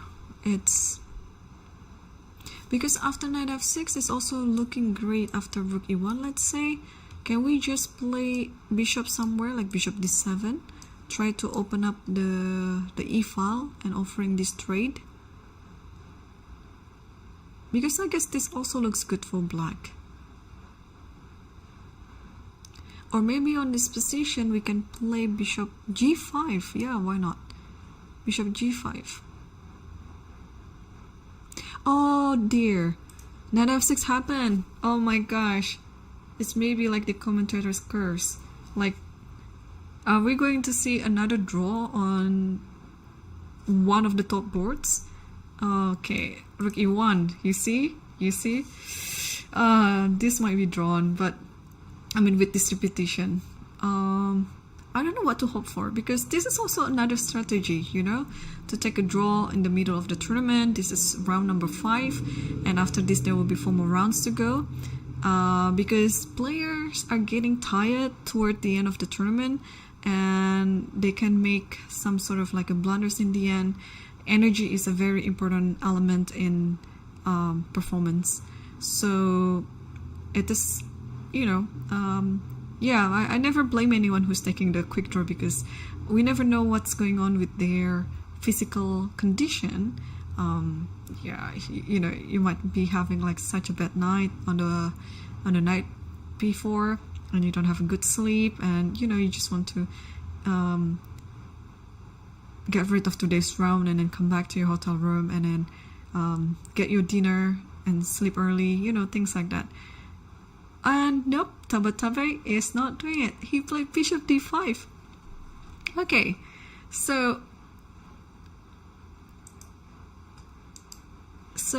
it feels like I know him really, because okay, knight f6 looks like it's a good move to start with. Anyway, you have to somehow shuffle your pieces in the center, and the next move would be just, okay, depending on what you want to go after. If you want to make a draw, you can simply come back to d5 with the knight, but now Tabatabai chose another piece to occupy the d5 square. Bishop d5 is on the board, and but the thing is with bishop d5 right now, I was thinking of the move like bishop e3, but gotta be careful with this type of move, because knight h4 might be just very uncomfortable for white now, because how are you going to protect this one on g2? So maybe after bishop d5, I'd like to connect everything on the back rank, so maybe bishop g5 is the best move in this position. And yeah, I'm just trying to attack this knight on f6. The knight cannot go to h5, and maybe in this position also, if you want to protect the knight on f6 by playing queen here, there's also this knight f5, which is going to be quite uncomfortable for black. So okay, what to do after bishop g5?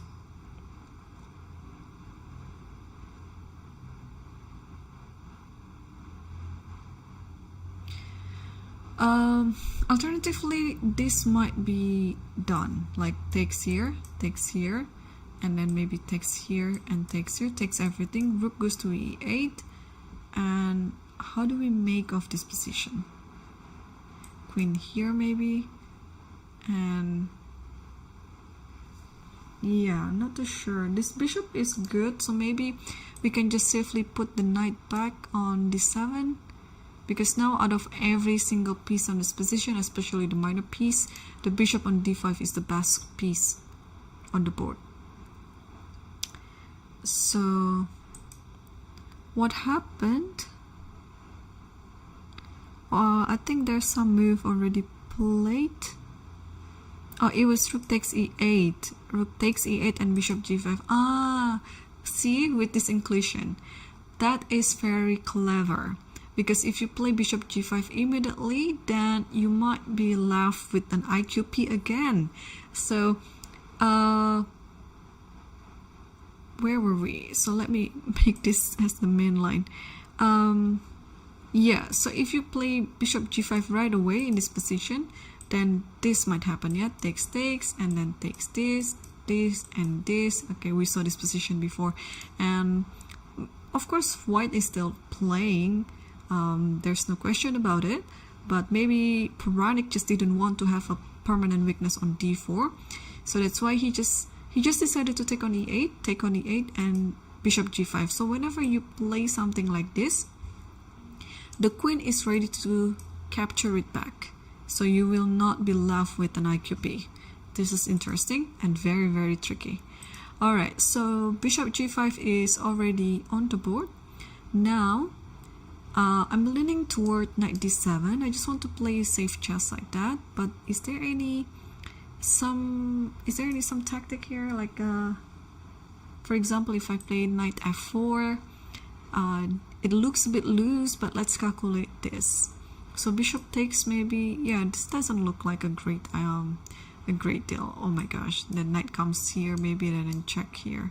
So that's something that you don't want to play as black. So knight d7 looks just very solid, and you can reroute things too. Oh, this bishop is also going to be a very dangerous bishop. Not only that it is now attacking this diagonal, but at some point it can be diverted to b8, and just take a look at the battery between the queen and the bishop. This knight will be just kind of stuck on g3. Maybe one of the squares that it can play is going to f1, trying to protect h2. But I was just looking at the long-term possibilities for both sides, and I like black in this position. But of course, white is pretty safe. Like, white doesn't have any weaknesses. The only thing that white has to do is maybe try to get this rook traded on e1. So preparation with like queen d2 followed by rook e1. And what do we have here? Oh, taba, instead of retreating the knight, this is totally his type of move. Queen e5, he's not going backward, he's going forward. Queen e5, attacking the bishop and also at the same time protecting the knight on f6. And this also a sign that, okay, bishop might takes on d4, and then there might be just an IQP again, but this bishop is too valuable to be traded with the knight on d4. So maybe we can just save that idea on the back of our mind, but not necessarily playing it right away. Okay, what to do in this position? Where does the bishop go?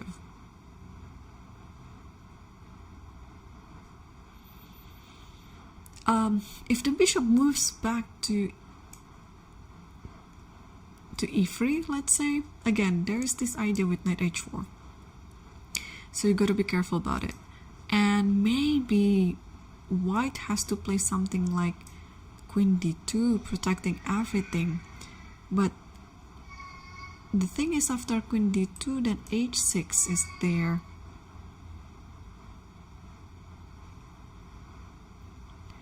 And what to do with this bishop, right? It's either you take on the knight or you move back to e3, but then whenever you move to e3, the knight can always come to h4. Alright, so this is not an easy position to play then.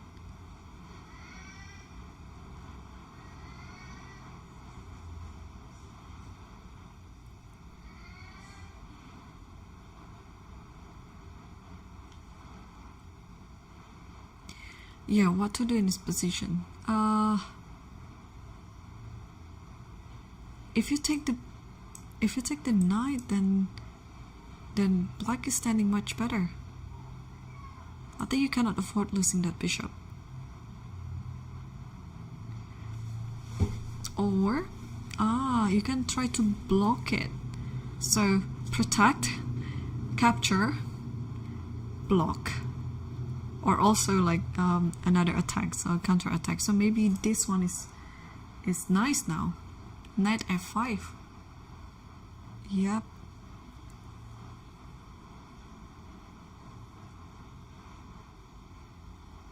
Just wondering what after h6.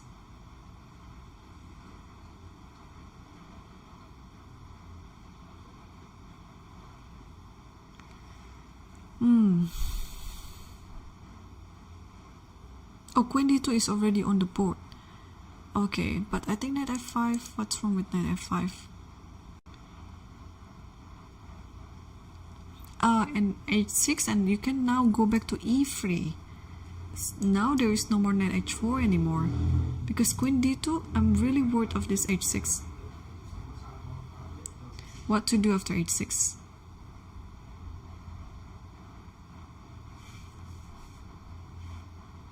Well, there is this take on g6, but then that's it, yeah?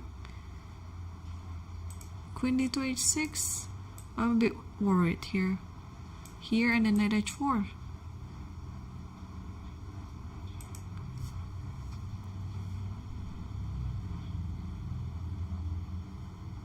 And you cannot really play rook e1 now because this rook and the queen are protecting the e file. Could I miss something here? Or maybe this sacrifice, does it work? And then any move with knight goes here. And now this is also kind of like under attack, right? Oh, okay, this is dangerous. Oh, but hang on, there's queen here. There's queen f4, and then you have to trade. So then this doesn't work. Okay, apart from taking immediately, can we play something like this?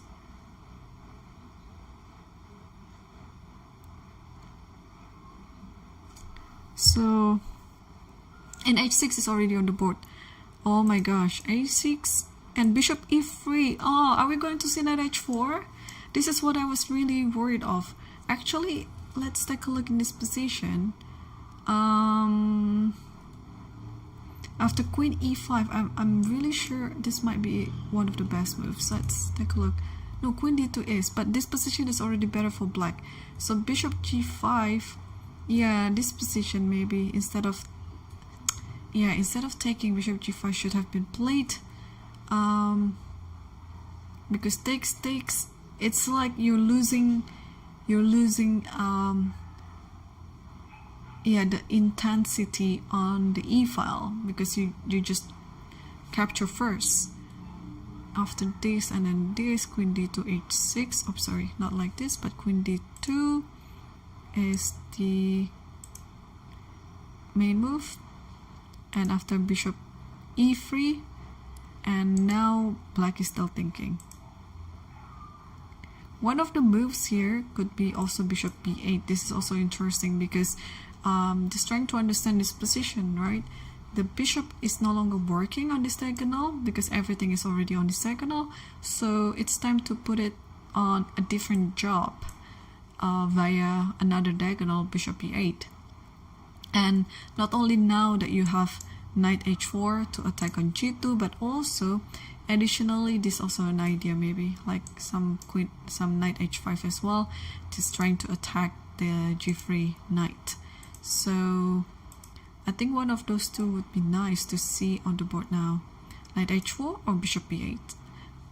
I think knight h4 is fine. Yeah, knight h4 is also still fine for for black. It's a very good attacking move. Yeah, Tabatabai is thinking right now, and he still has quite enough time on the clock with 49 minutes, and he will definitely try to make the best moves. So it's not, I mean, we saw it earlier on that white is just trying to offer this reputation, but I think Tabatabai felt it that he has a slightly better position. So yeah, then he just played it. Alright, so I think it is a good time for me to take my first break. Don't go anywhere because I'll be coming back very soon in a few minutes.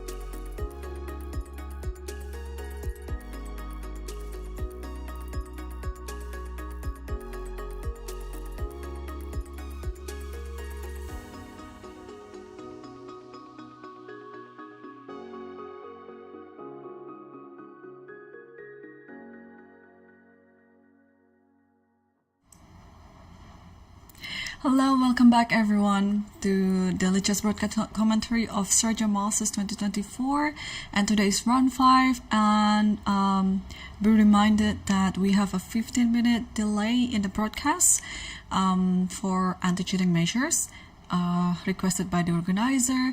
And let's take a look at the first board. So we have 3 leaders, and 2 of them are playing against each other on the first board. Ravin Chitambaram and Salim Saleh are currently having 3.5 points out of 4, and the other leader, Hans Niemann, he also had 3.5 out of 4, but he already finished today's round and he made a draw, so he's on to 4 out of 5. And we've seen some development in the game between these 2 leaders. So we saw the position after knight a c7. Here white continued with queen b3, rook f7, knight b5, b6, and followed by queen takes g5. Bishop takes g5, queen takes g5, and knight b takes d6.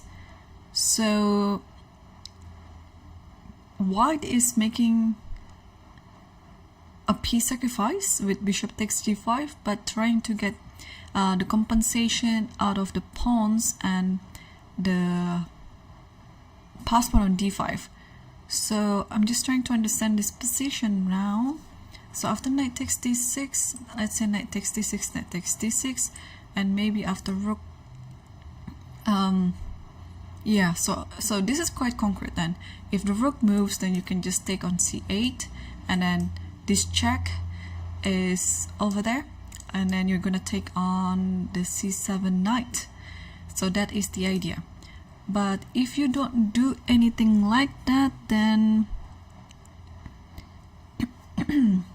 where does the rook go? If the rook goes here, potentially just this again takes, and then d6 immediately, and I think white just wins on the spot.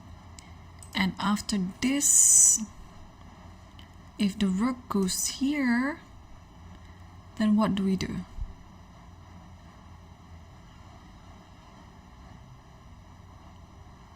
At the very least, maybe just like this, and then you can also take this and then give a check, and then you take on this one. You also can insert f4 if you want, or maybe not, it's not necessary, just take on a8. Okay, so it's a lot of things to calculate here, but white is surely enjoying the position because white is just sacrificing this, sacrificing that, grabbing the pawns, and having lots of initiatives. So what to do in this position? White is surely better. Let's take a look. So so white is plus 1.2 in this position. Then the computer suggested you to take on d6, and after taking on d6, the rook shouldn't go anywhere, but instead played queen e7, and after knight takes f7, queen takes f7, and now you're trying to attack the queen side by playing a5, and this is just what you need, pretty much. Okay, what about things like this? So a, b, and rook b, let's say, and just queen c2, and trying to enjoy the long-term advantage in the game. Alright, wow. If Aravin wins this position or this game, then he will be the outright leader of the tournament with the only player with 4.5. So whoever wins this one, he will be the outright leader. Or if they draw again, then we will have at least 3 leaders, but it would be depending on board number 3. If Erigaisi would win the game, then he's gonna join, or board 3 and 4, whoever wins. So yeah, there are a few scenarios that might happen actually. Talking about Erigaisi, let's take a look at his game. And the queens are already traded, So we stopped at, I think we stopped at ed4, and in this position Merzin decided to take on d4 with the queen, and queen d4, bishop d4, and b3. Yeah, this is exactly what I was talking about before. You don't need to take on c6 right away. You can just save it till later, and then before taking that, it's better for you to consolidate your pawns, so you're not going to lose any of the pawns on the queen side like that. And after bishop d5, and now Arjun is still thinking, but the position looks better for white because of this weakness on c6, and also because of this pawn structure, the a6 could potentially be another weakness as well. And yeah, how to proceed in this position as white, yeah, because we know that white is better, but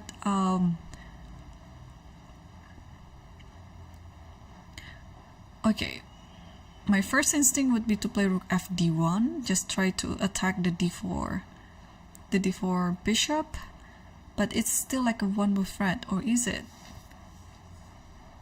Because if this happens, then bishop has to move to a7. So this already is a concrete calculation if it happens. If bishop takes a6, we have to calculate whether this is actually a good move or not. Because after this, then rook takes, and does white have any advantage in this position? Or maybe this is just drawish. Because I'm trying to understand Arjun's perspective. I think he would like to keep as much fire as possible on the board and try to win this one and try to join with the leader pack. But how to continue, right? I have an idea of just exchanging this bishop like this. I know it is weakening the position by taking this and taking this, but it's also making the position a bit loose for black because there is no more light square bishop guarding the pawn on c6. But can we achieve this without making a concession to our position? So maybe a move like this, and after bishop a7, then I was worried of this knight goes here or here. So what do we do?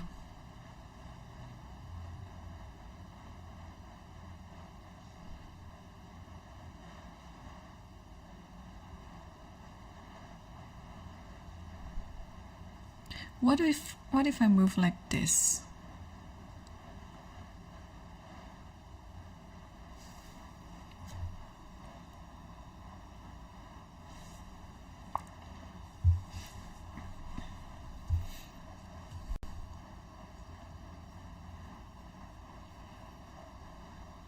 Yeah, I mean, there's still so many ideas here that what can do,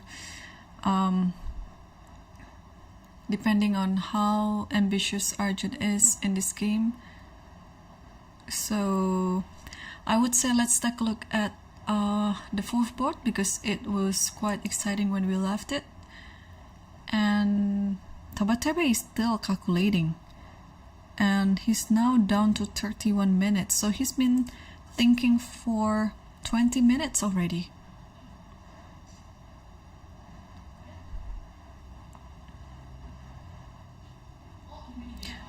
minutes and counting, because it doesn't look like he's gonna move anytime soon.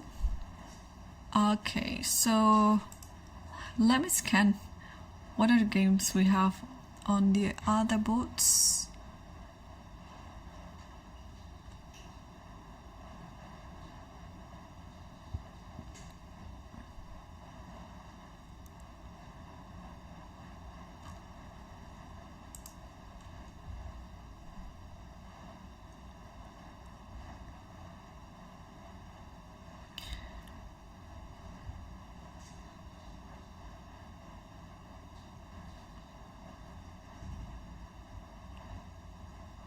Yeah, most of other boards look like they're still pretty much in an equal position.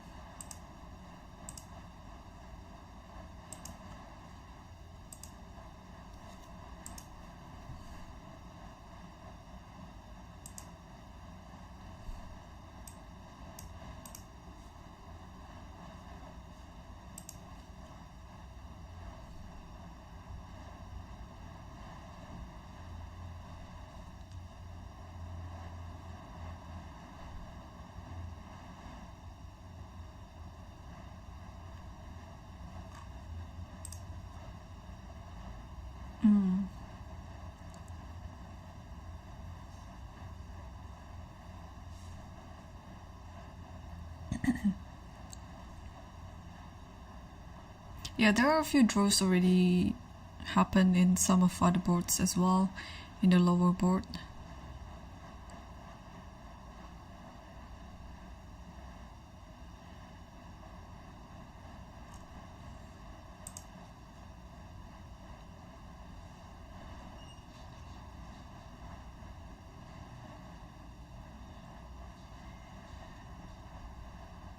Yeah, nothing much. Okay. And oh, there's some more moves happening on.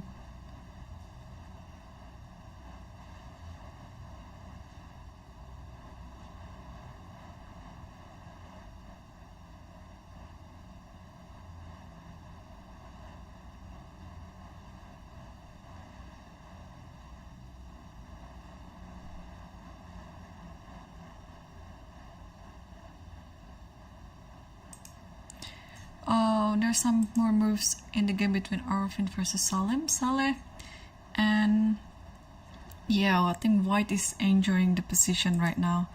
Okay, we saw this position takes and then takes, and instead of Queen E7, like what we discussed before, Salim played Queen F6, Knight takes F7, Queen takes F7, and here, I think we discussed about this move A5, yeah? Just try to weaken the queen side like that, and Aravin played it. Wow, he sees everything. He's been playing really well in this game. Yeah, he sees everything, and Black is totally uncomfortable right now. Yeah, so Black has to do something with this pawn then.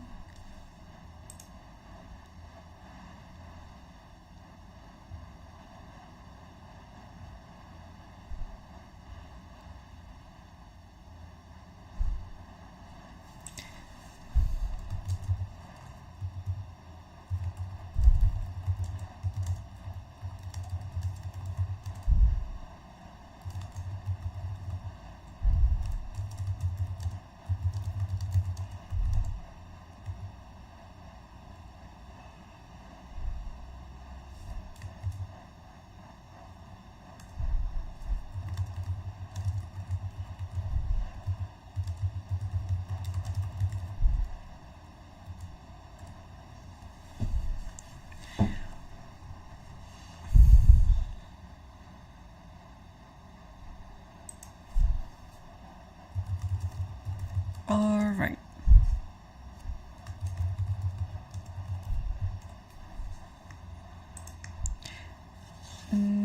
A5 is already on the board, and it seems like Aravin will be the outright leader after this round because everything looks really comfortable for him.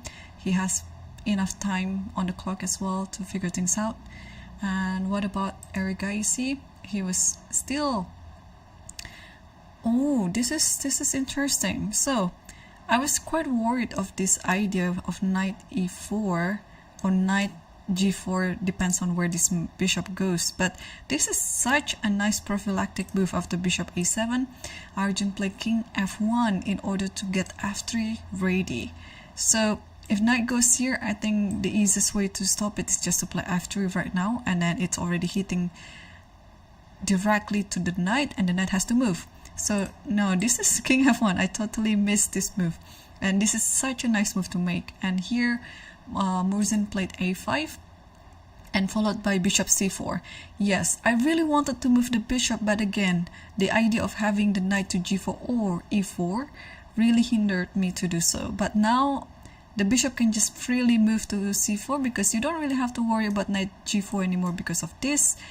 And actually, I think you can actually just take on d5, and then you can totally trade this pawn with this pawn, like this, and maybe just this. You have to take it with the knight, and maybe in this position, what to do here? Knight d3 is there. I believe this position is better for white already. Maybe I can just play h3 first, or okay, I can play this one first. Yeah, attacking the knight, and when the knight moves, then I can take on this. And white is close to winning, I would say, because even though white is just only up a pawn, but the pawns are two connected pawns on the queen side. Alright, so Murzin is still thinking.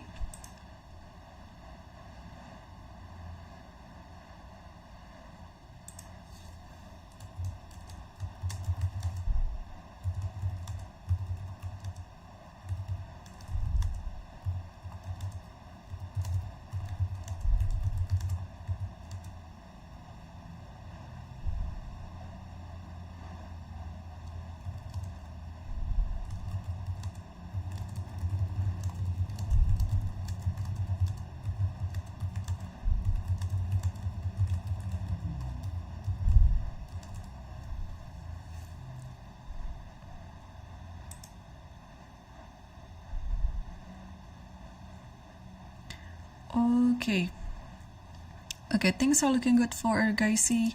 Let's take a look also the game between Tabatabai, Puranic versus Tabatabai.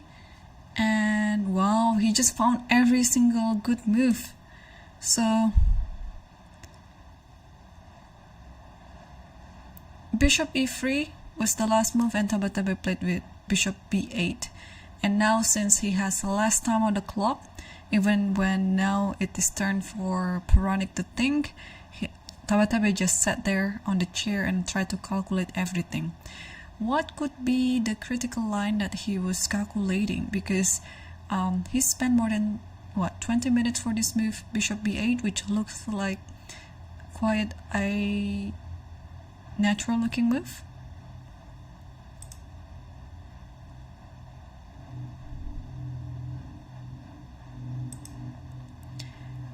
So what would be the idea? Let me play. Oh, there might be some sacrifice along the h6 pawn. So maybe knight f5 first, something like this, followed by this with the idea.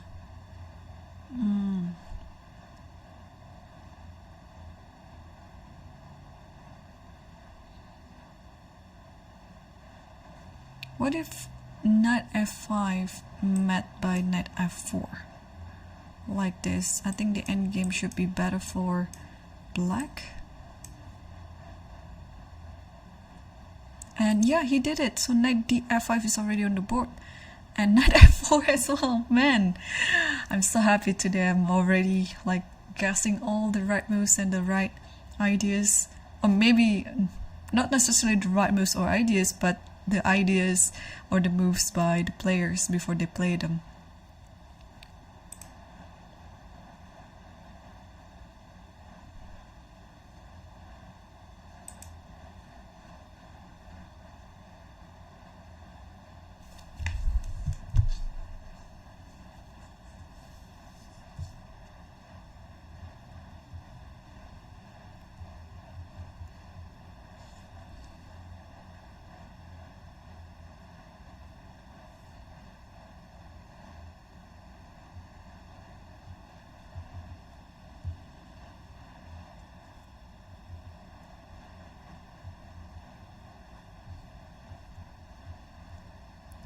Alright,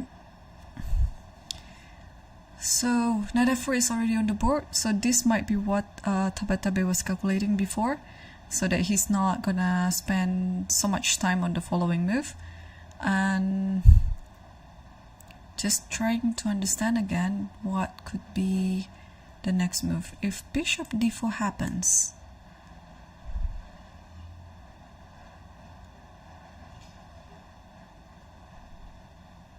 what is going on? Just queen c7 or what? Or queen e6? Queen e6?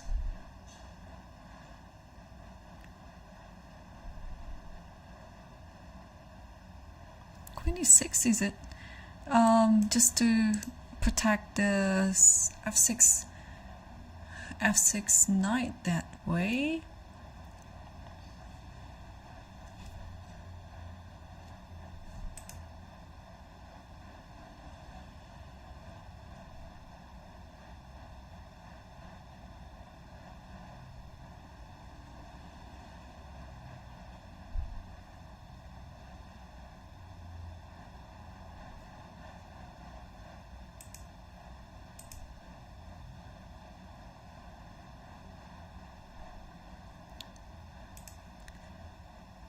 Okay, so alright, I think this still looks very much a true result game, but yeah, but Tabatabai has a slightly better position anyway. Okay, and let's move on back to this one. So a5 rook b8 is already on the board, so I think we were discussing to take on b6 like this. And okay, the computer suggested to take back on b6, but I really don't like this move. I think I would prefer to take it back with the rook, which looks more active, and that the rook has something to do. And I think I remember queen c2 was what suggested. Just gotta be, yeah, if e4 is what happened, then okay, this rook to c1, and we have like a very important attack on the c file now, and you cannot do something like this because of d6. So I think pretty much after rook ac1, black has to play bishop e5, and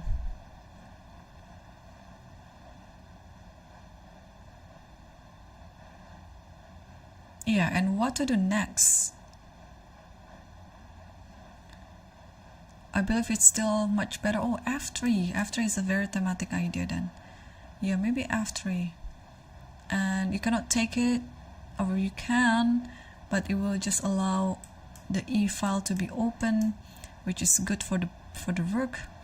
But if you don't take it, then what can you do? Yeah, I'm going to take on e4 anyway. So yeah, that's why this position is almost, it's almost like black doesn't have any hope. But again, Salim has done his magic before, and it is also possible that he's gonna do another magic tonight. Even though he's losing right now against Oravin, things can still happen.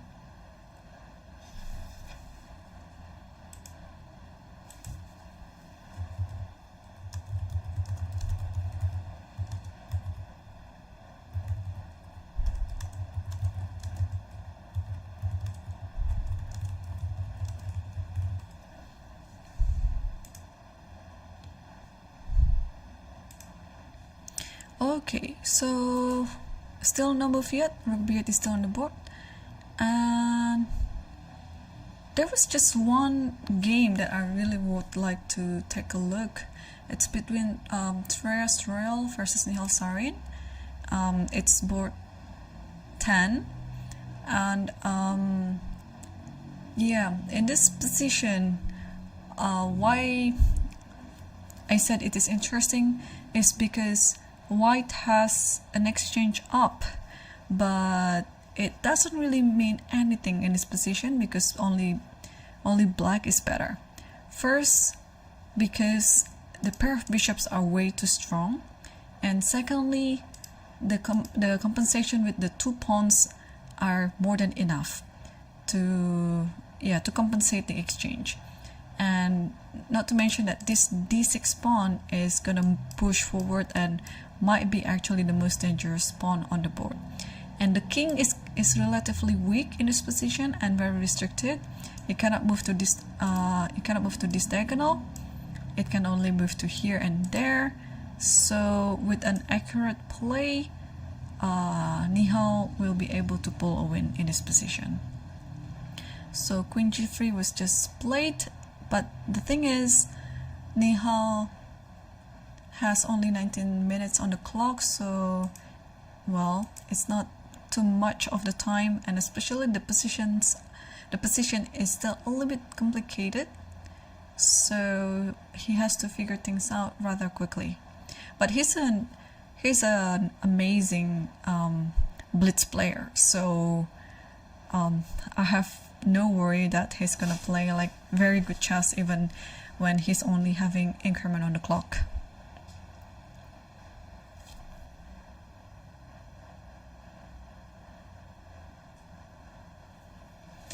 Okay, do we have any updates on the Masters section?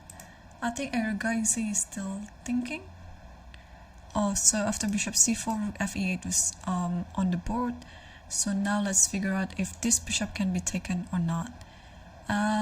If bishop takes d5, I think if you take with the knight, then this bishop can just move back like this. And maybe you will try your might to keep an eye on the pawn on c6. But it's still gonna be, yeah, pretty much a long-term weakness. I actually like the idea of rook here with the idea of rook e8 and then rook e2, so it's good. Yeah, you gotta be careful. But also knight b4 is another idea, so gotta be careful in this position not to help your opponent. What else? But if you don't take it, what can you do?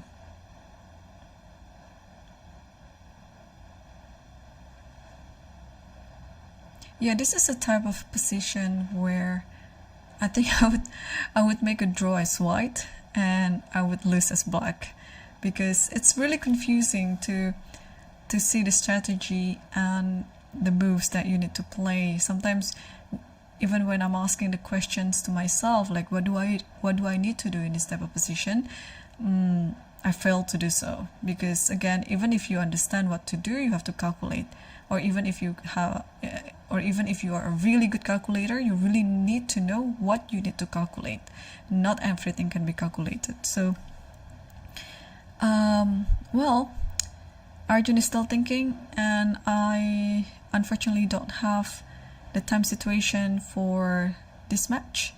So I don't know who is having a better time situation, Arjun or Murzin.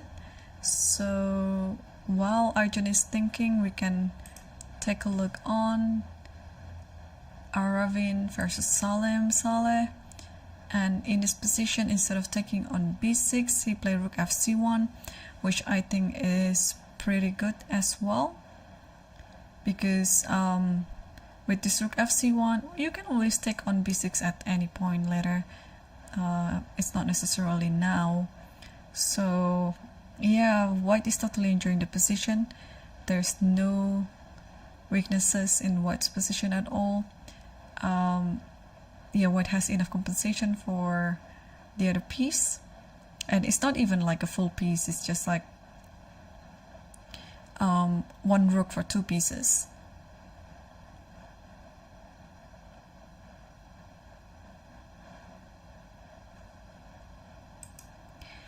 And this one, yeah, still not moving yet. And yes, so we finally saw here queen e6, but I kind of like stop after queen e6 because I still cannot figure out what to do here as white, because the position looks like white is very tight down. But here Puranic played f3, just try to annihilate the attack on g2. Alright, f3. Yeah. Okay, so the position looks more comfortable, of course, as black, but black has to be careful not to be too relaxed, because with this f3, maybe the bishop can come back to e1 with the idea of rook, bishop goes back to f2 with the idea of playing rook e1. So h5 is already on the board, and of course the idea is it wants to be pushed to h4. Yeah, because let's say I just play some bad looking move like a3, just to show the idea. Here takes, and then I think it's just like this.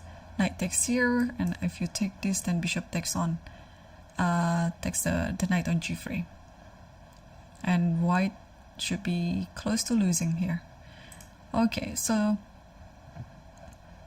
now h4 is this red.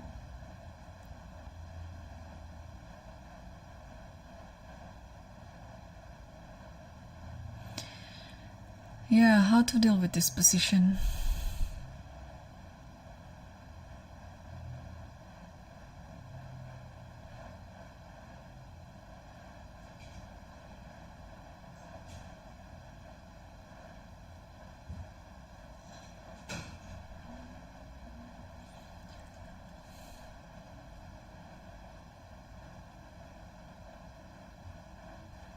Okay, I saw one line that looks very interesting. I don't know whether it works.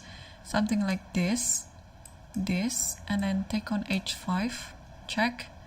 And I think you have to take this one, and then queen g5 check.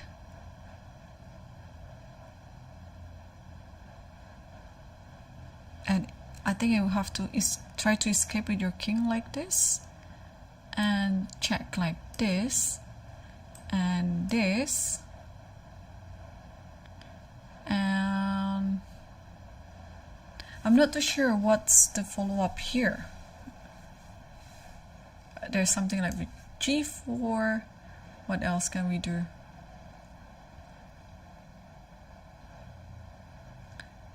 Is bishop here nice? Oh no, there's bishop d6.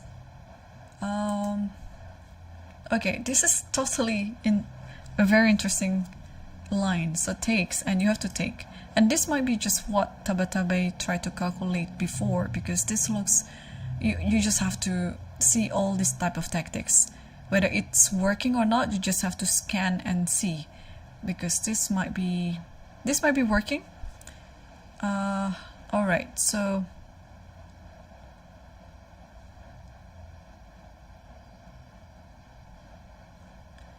okay, I tried this one, but because if I give a check over here, do I have a follow-up play? Okay, let's take a look at this one again.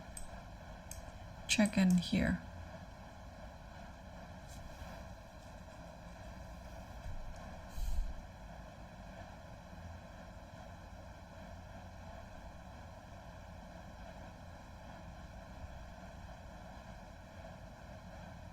Yeah, maybe it's fine.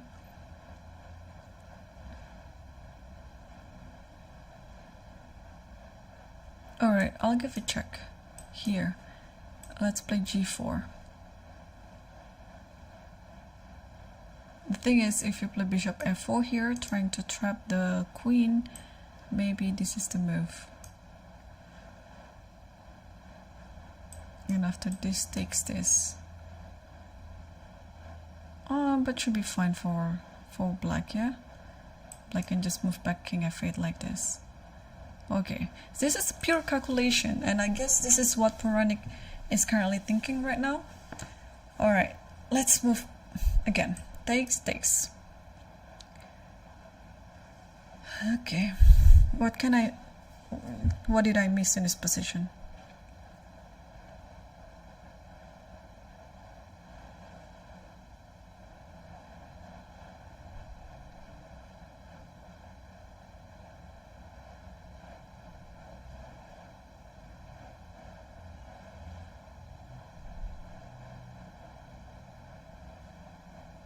The thing is, I can also insert c4. I don't know how, or does it make any difference that after h5 here, c4 first?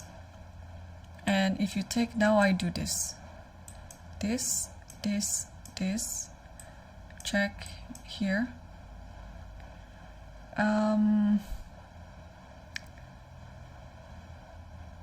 Check first here, and then bishop here, with the idea of rook e1.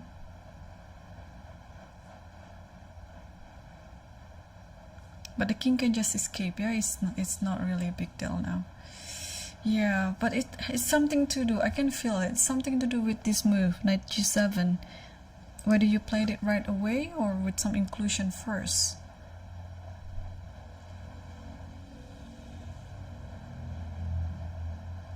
Because I can also allow h4 to happen, because I can always have this check anyway.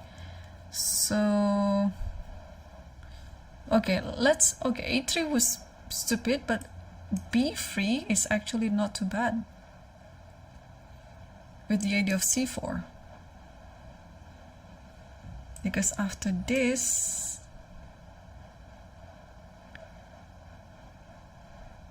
I can do this. Yeah, takes, and maybe now give a check, and after this I'll just like this with some compensation. Not compensation, this is also like attacking. I don't know actually who is better in this position. Or okay, after giving a check, maybe better this way. Yeah. Alright, so Puranik has 29 minutes on the clock in this position. Let's check the engine. It's bishop f2, so you don't do any sort of move like that. Bishop f2, yeah, so sticking to the idea you want to play rook e1, and what? Bishop takes a2. What is wrong with h4, for example? Just take. Because this knight is now protected. You cannot really make any discovery anymore because the knight is protected. Okay. I'm just wondering if any b3 like that works. It is not because of h4. Yeah. Although it's something, of course it's something to calculate, but it doesn't work. Yeah. So knight takes immediately, let's say. Just king takes g7. And b3 here actually was what suggested. c5. Okay. Yeah, in many of the positions that we saw, it didn't work for white, even though the sacrifice looked very interesting. So okay, but white had to scan all the possibilities like that, because it's just the way to go. But here, after you try to calculate everything and see that all the sacrifices didn't work, then you have to resort back to pretty much a normal idea, pulling your bishop back to f2 with the idea of rook e1. Yeah, all the trade, especially the major pieces trade here, is good for white. Just try to neutralize the attack. So here bishop takes a2 was what suggested, and rook e1 was it? Yes, rook e1 and queen d7, and then you take on e8, take on e8 and knight d6, and here queen e5, knight takes b7, bishop c7, and h4. Oh, I mean, well, this position is still a 3-result game. So yeah, it's gonna be quite a while here with this move h5. Yeah, so white is trying to calculate everything, and let's take a look on the first board, because this is going to decide who is going to lead the tournament. And yeah, after rook fc1, e4 was played. Also, I think you need an additional protector for this knight, with bishop e5 becoming available in this position. So AB already played. Yeah, the rook has to maintain the protection over the c8 bishop, because this knight can just move at some point.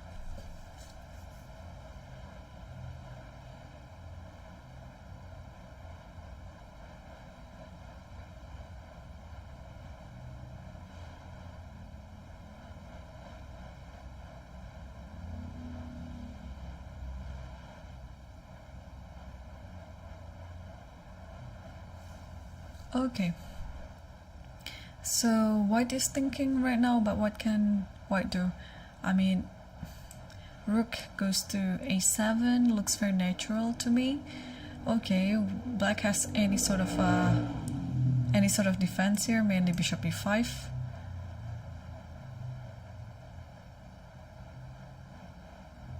But now maybe it's time for this bishop to be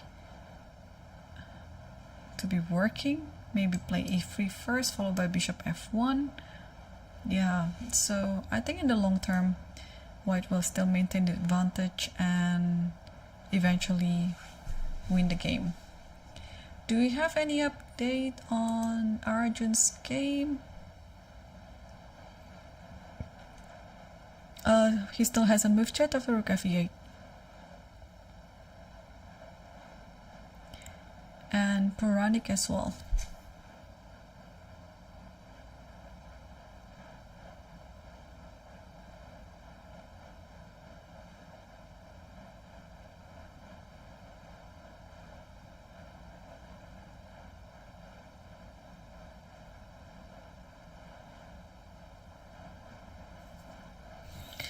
Okay,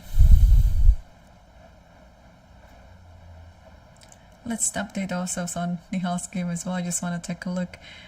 This is a perfect example of total domination by a pair of bishops. Just take a look at all these two bishops that black has.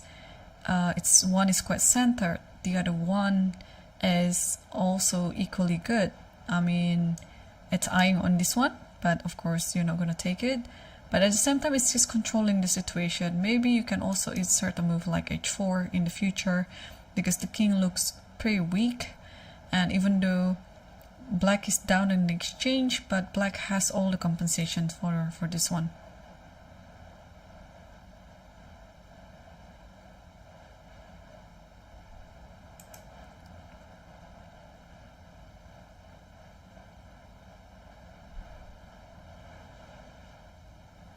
Okay, any move on the top boards? I'm just quickly scanning it. So AB, this is still the last position. White is still thinking on how to proceed with this one. So yesterday Arafin could get away with a draw against Tabatabai, where he was actually losing. Yeah, Tabatabai was just having an enormous advantage and close to win position, but he made a sequence of mistakes in a row, and that made Aravin able to neutralize the game and neutralize the attack. So yeah, he could convert everything very smoothly and didn't take any risk to make the draw. And now he's totally in the driver's seat to lead the tournament by himself. How amazing is that?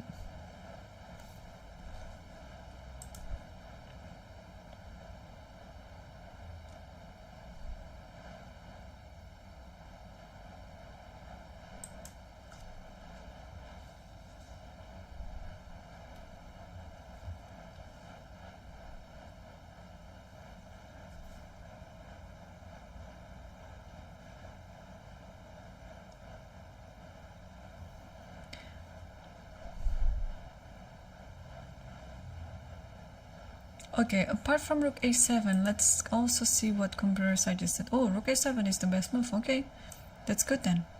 And after queen takes d5, just queen c2. Wow. And let's say this one, what's gonna happen? Queen takes c8. Oh, this is such a nice line. Takes, and then you have to block it with this, and then you just double up with the rook and then take on this one. Let's say queen here, then just bishop h3. All right, but still not the end of everything. Knight d4, rook takes f8. So this endgame is losing. Because you have e3 and you have no way to protect the f5 pawn even after a check like this. Yeah. And even like this, you can just give it up like that and then grab every single thing. bishop e4. Yeah, and you'll win. But okay, that's a very long calculation. So okay, if white plays rook a7, he has to be ready with this move. Queen takes d5, and here you play queen c2. All right, we saw knight b5, but if knight e6, then you play e3. Okay, so I have some hope for Salim now, because this type of moves, they're not too easy. I mean, white can easily miss all of these ideas. So yeah, there's still some hope for Salim in this position. Alright, so Arafin is still thinking. And did Arjun move? Oh, Arjun moved h3, trying to stop knight g4. Some idea with knight g4. But now after rook e6, can we take on d5?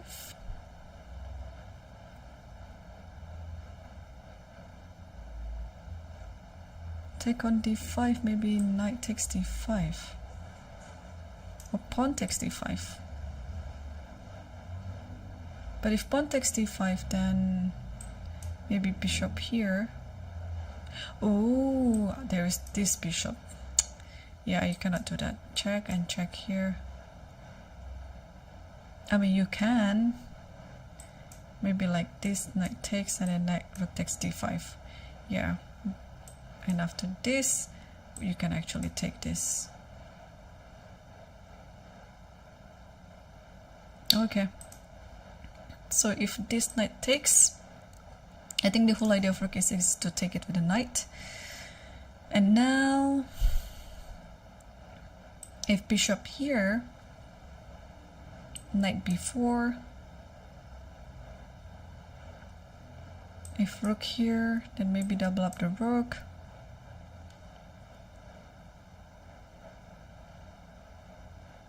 Yeah, it's still not sure how to win this one. White might be just better, but it's not that easy to win the pawn on c6, or any pawn. Alright, so meanwhile, let's take a look at Puranik versus Tabatabai. And Puranik found the best move, bishop f2. And here Tabatabai played g6, so I think the computer suggested to play bishop takes a2, but that's really, I mean, human wouldn't do that, I guess. It's just pure calculation. So g6 was played, followed by rook e1 and queen d7.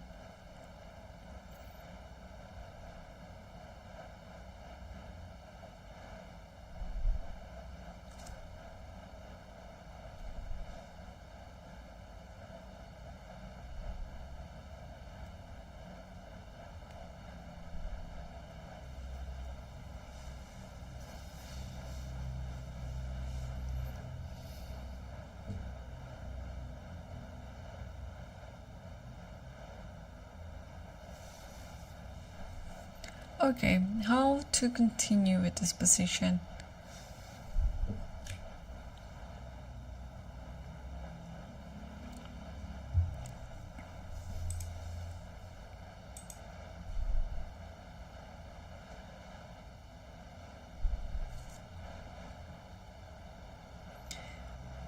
So rook takes e8. That is it a good candidate move here, but this knight is under attack right now. I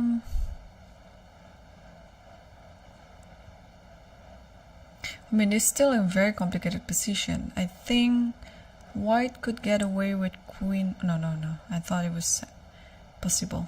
But yeah, the knight is still under attack. So maybe the knight has to move. Or attack another knight. Like bishop d4, for example. So if you take the knight on f5, white will take the knight on f6. And if the queen goes back to e6,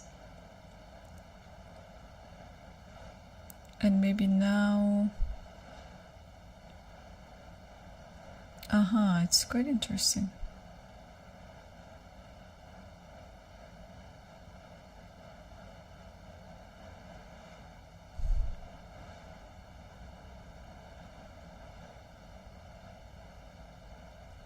e6, queen e3 move.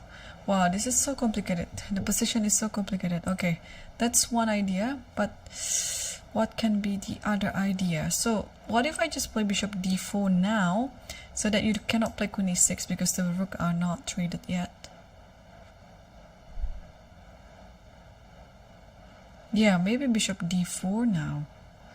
How to deal with this attack on f6?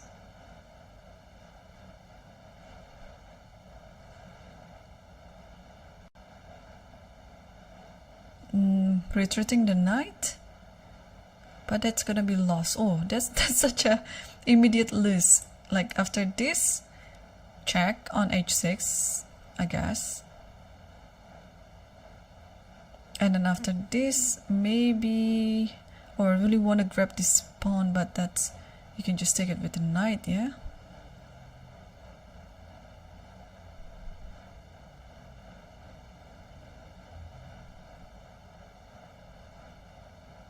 No, this is a dangerous position. Like if I give a check here, king goes here.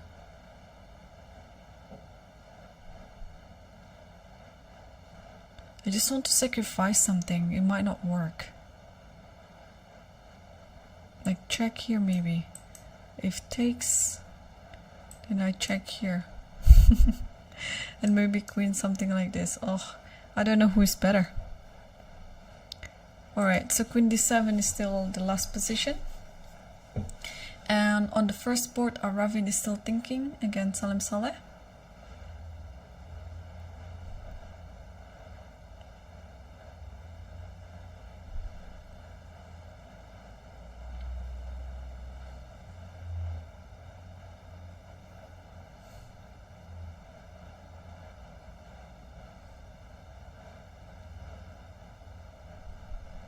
And I think he did bishop d4 as expected.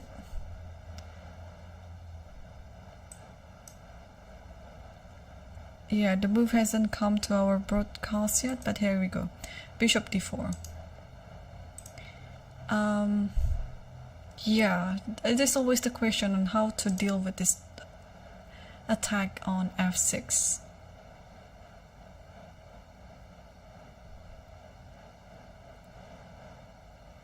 You might actually have to retreat to h7. It looks ugly, but what else can be done here?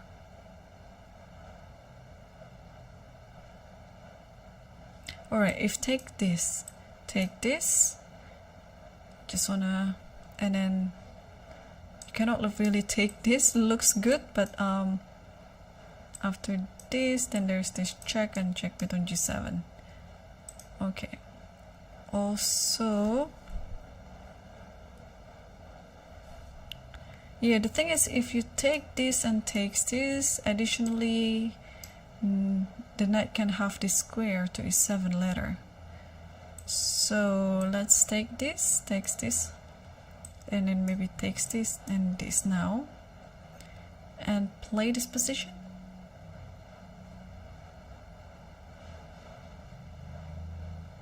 Because I guess after this one, you have to take this, right? Because this is under attack. And after this position, now black is better. Okay, I think we found out the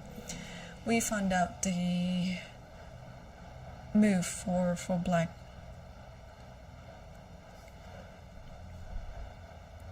Yeah. So just take on this one. Take on the oh, but what about bishop takes, right? No, if bishop takes, then there is this check, take, and this one. But this is not over yet. And this actually, this, and then maybe taking this. Oh. And then be careful with this knight move, because then, oh, you can go here, takes, and then takes this. Wow. I'm just wondering which one that he's gonna take on this position. And meanwhile, there are some moves already between the game Arafin versus Salim. And oh, rook a7 is already played. Oh no, after AB, he didn't play rook a7, but he played queen c2 first, followed by bishop e5, and now rook a7. So obviously if the queen takes, this rook will take on c7, and now rook b7 is there, bishop b7 is there.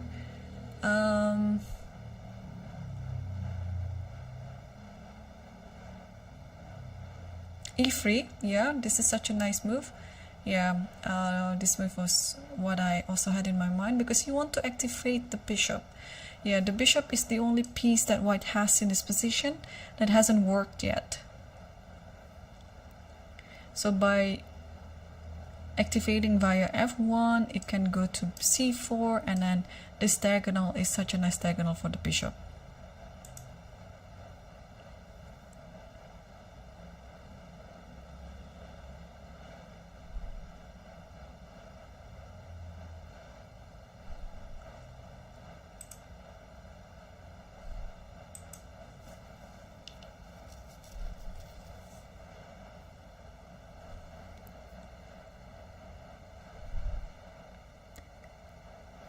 Yeah, it's such a hard position right now for Salim, but he can still hope that Arafin might make some mistake, because Arafin only has 8 minutes on the clock, and yeah, it's not really much of a time to think about.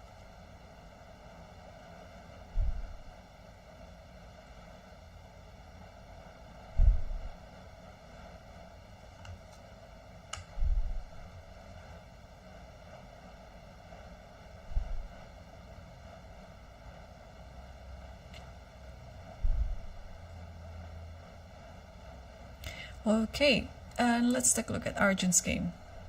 Because I have to stop the stream, and we're gonna get ready for the other stream here. And yeah, so rook c2 is already on the board. Oh, but before we saw this h3, rook e6, bishop c7, rook a e8, and rook c2. Yeah, just be careful not to miss something like that, the mate on the back rank like that. Yeah, so now rook c2 is of course the preparation for bishop a5, because in this position I think if you take on a5 immediately, bishop will take here, and regardless how you take this one back, rook will come to e2 and attacking f2 and a2. So Arjun didn't want to have that type of counterplay in the game, and therefore he played rook c2 to stop it. But Murzin kept attacking by playing knight e4, and now there's a good chance that he'd like to also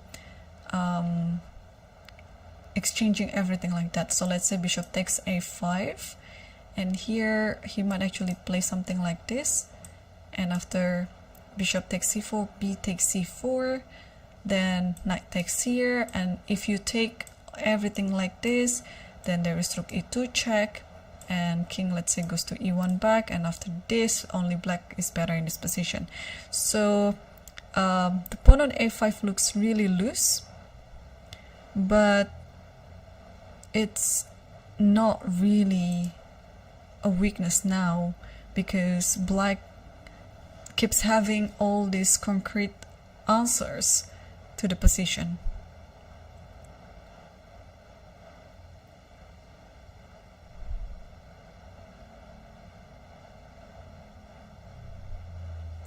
Alright, so let me get my predict before I have to end the stream. Okay, so for this position, obviously Ravin is better in this position, but Salim still have some hope, especially about the time situation. So, well, but I still predict that white wins this one, and therefore Arafin will be the sole leader of the tournament after round 5. And the game between Erigaisi versus Murzin, I feel like somehow it might end up with a draw. Arjun might keep pushing, but Murzin will find all the answers to to all the threats. So my prediction that this is gonna be a draw. And board 4, this is a very complicated position. So knight h7 is already played. Yeah, this is still a 3-result game. I don't know how to predict. Like, both of the players are totally attacking each other. So yeah, I mean, this would be very interesting to keep an eye on. So hopefully the better player will win this one, or if they are going to settle for a draw, I think it is also a fair result. All right. Yeah, I hope you have a good night, and unfortunately I have to end the stream now, and but tomorrow we will reconvene at the same time, same place again. The games will be playing at the same time as usual at 3 p.m. local time, and I hope you'll be there to tuning in with us on lichess.org, on YouTube and on Twitch. So yeah, so thanks for watching, and see you tomorrow.